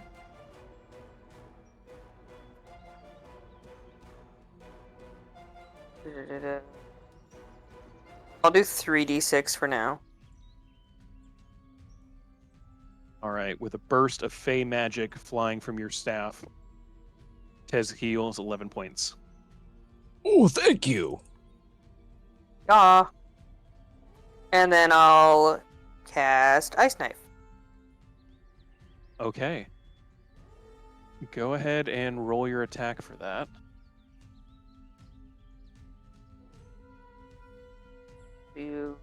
That explode. It does explode. Ooh, fun. Sorry. So, oh, and you're doing it at 3rd level. Oh. Well, I think I missed. You did miss. So it doesn't take the initial 1d10 piercing damage like it would. However, Tez, while you're pierced into the, like, you're held in place with this thing, you suddenly feel this cold wind fly by you, and right in between you and this creature is now like this blade of icy white ice that then starts lighting up. Oh no! You and the Sorrowsworn like look up, lock eyes, look back down at it, look up and lock eyes again, and then it explodes. And I need both of you to roll dexterity saving throws, and because you're grappled, make sure you there's no dex disadvantage on that. So well, I get some. Okay, so I do have danger sense. Yep. So I have advantage on dex saves. You can see. You can straight up see this thing. Like it is down between your legs at this point. So okay, so I can roll with advantage. Roll with advantage because you didn't. Right. Grapple does not do anything for it. Okay. It healed you just for this reason. So not any better. Let me heal you before I damage you. I can't I'll at move least very keep you well. alive for now. 13. So both of those fail. Go ahead and roll. What is it? It's 2d6, but you cast it at 3rd level. So, I think it's an extra 2d6, so 4d6 damage total. I meant to cast it at 2nd, but I accidentally clicked 3rd, and I was like, well. If you meant I'll retcon. I'm willing to retcon it. So 3d6 cold damage as this thing explodes in the middle of them. Ouch. Let me heal you and then drop a grenade in the middle of you. Yeah, not bad. You rolled pretty shitty, so. It's still net 5 health, I suppose, right? That's still a net bonus there, so. Yeah. I feel okay. He's like, oh, I didn't think about that. Sorry. Ouch! It's cold. You've got some ice splinters in very uncomfortable places, but you're still kicking, and so is this thing. Don't worry, I'll fix it next time. Don't you hate it when you get those ice splinters under your loincloth? Ouch. Yep. All right. Any movement from you? I'll move a little closer. All right. Dros, it is your turn. What is this obnoxiously crying creature look like? Is it seem like it's affected by all of us attacking it? It's still taking damage and everything. It's looking pretty rough at this point, but it's still standing. It has a little more punch and like weight to it than these other like spiky armed individuals have. So it seems like it has withstood some of the attacks a bit better, but it's not looking great after all of these rounds that's been taking slaps Sure. to it. So I almost shout, "Hey, Tez, I can do the same thing for you if you want to get out of there." Okay. All right, and I will vortex warp Tez. I want to. I feel like, unless I was interpreting what you were saying before, Corey, wrong. My instinct would be to like pull him farther away to avoid the chance of that teleport not working again. But at the same time, then that puts Tez at having to be, running all the way back. Shoot. So yeah, I'll pull him. I guess I'll pull him back by the rest of the group. And I would risk no longer be grappled, right? that would break the grapple. Okay. that Okay, should break the cool. grapple. Yes. I think I would like- have more than enough movement. You would have seen me before. I would have. Oh, that's true. To get back. Oh, yeah. well, in that case, then I would teleport him about as far as I could have seen him able to run. What was it, whatever, like 40, 45 feet or something like that. Yeah, he's got about 45 feet. Back Yeah. towards me, so that he can close again if he would like to play with his new kissing buddy.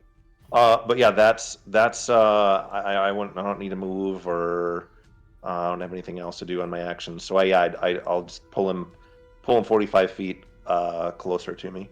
All right. As you do that,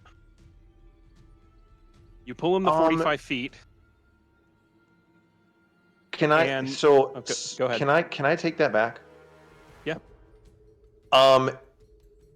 Instead of burning the spell slot on that, would a telekinetic pull do the same thing in breaking the grapple? At least from what I don't know what this thing is doing with its weird. In this instance, because resistance? it's doing a physical pull like that, it would not break the grapple because of the arm. You've seen how the arm Right, kind of functions. right. It's physically attached with that kind of like rope arm to it. Sure. So then yeah, going back. Yeah, I'll pull he would him have to like 45 reel feet him back in, towards me. but Mhm. okay. You teleport him back, and once again you feel that tug, and Tez reappears in front of you, and the arm is still sticking out of him, connecting him to that creature. It did not break the grapple. Something Okay. on its end resisted your attempts to teleport out. At So least he's fully.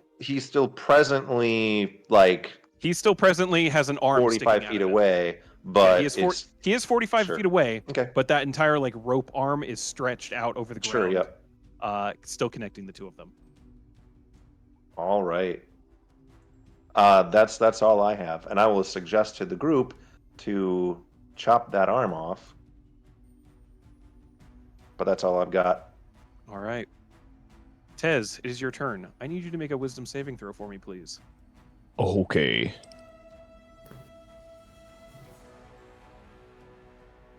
Oh, hold on. I think that might have been the DC. Yeah, Okay. that is the DC. You feel that driving pain into your brain once more, and you're just like, no, I'm still angry, and you shake it out, and you have no ill effects to you. Nice. Okay. I'm still grappled though, right? You That are did still not work. technically grappled. Alright. This thing has you on Okay. essentially on the end of a fishing line. So I hate this thing. Well, fuck. Well, I guess I'll run back at it, but I'm still gonna have to use my action to break the grapple, right? correct. Yeah, if you want to break the grapple, Alright. we'll take your action. All right. As I'm And running, his at it, his athletics is at a disadvantage because of the hex. all right. So I'm gonna run back at this thing. So I'll go ahead and let loose the radiant damage from my chest. So- Okay, that is a con save. Oh. That's a fail. So it is currently blinded, and it took some damage. Nice. And as I'm running, I'm going to try to fucking break this grapple. So what's this? An athletics check?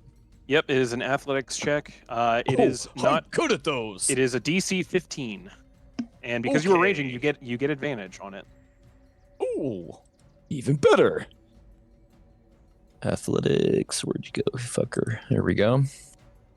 Yeah. Beat it is beat it. You, with a little bit of extra strength, you pull the harpoon arm that has been impaling you this entire time, and you are free of the creature. All right, good deal. Well, that's good news. Bad news is I have nothing left to do, so I'm done. But it is blinded. It's blinded. That's true. So any attacks made by Mr. Redfire will be at advantage. And I'm going to shoot at him. All right. 2 attacks at advantage, please.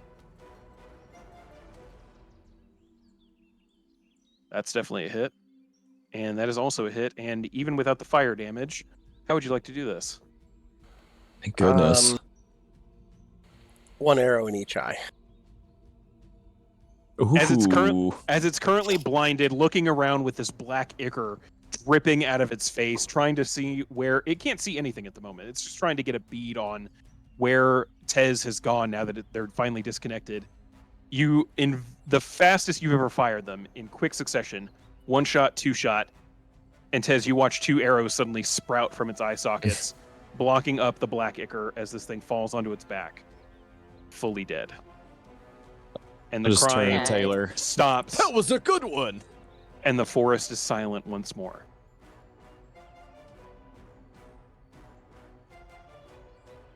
Wolfpack, what would you like to do? I'll climb down from the wall. I'm gonna cast a healing spirit on Tez. Oh, thank you. Sorry, I kind of fucked up. That's okay. I'm not mad. Okay. That thing was annoying. It wouldn't stop crying. No, that was pretty terrible. As you guys are regrouping and beginning to heal up, just kind of recouping everything and figuring out your next move, from almost deep underground. Actually, no, specifically, Elvis would start trying to get your attention, to try and like warg into him. Yep. You warg into his eyes, and he flies up a little bit and actually goes over towards the western part of the estate over here, towards this well. And as he gets a little bit closer, you all feel this like deep rumbling under the ground, but Elvis in particular is able to pinpoint the well as the source of it, and you hear 2 different noises. The first being this loud, angry roar of just pure agony and hatred coming up from that well. And the second noise being almost the sound of like someone's stomach grumbling, if that stomach was the size of a house. Ooh. And both Good. seem to be coming underground from the well. All right. And that is where we're going to leave off for the night. Don't forget, we still have Pass Without a Trace up. So we can You still kind of be have stealthy. passed that tree. Yes, Damn, we do? Jesus. we do. It lasts an hour. Mhm. That's I'm fucking still awesome. concentrating, so I didn't Hell cast my hunter's mark for that reason. Oh, the flame Yeah. arrows dissipated when I cast healing spirit. That's fair. So That's fair. he no longer has flaming quiver. You guys still have about 45 minutes on Pass Without a Trace at this point between what travel time you used with it and the combat. Okay. And I'm going to stop the recording here, so thanks for watching, and we'll catch you next time.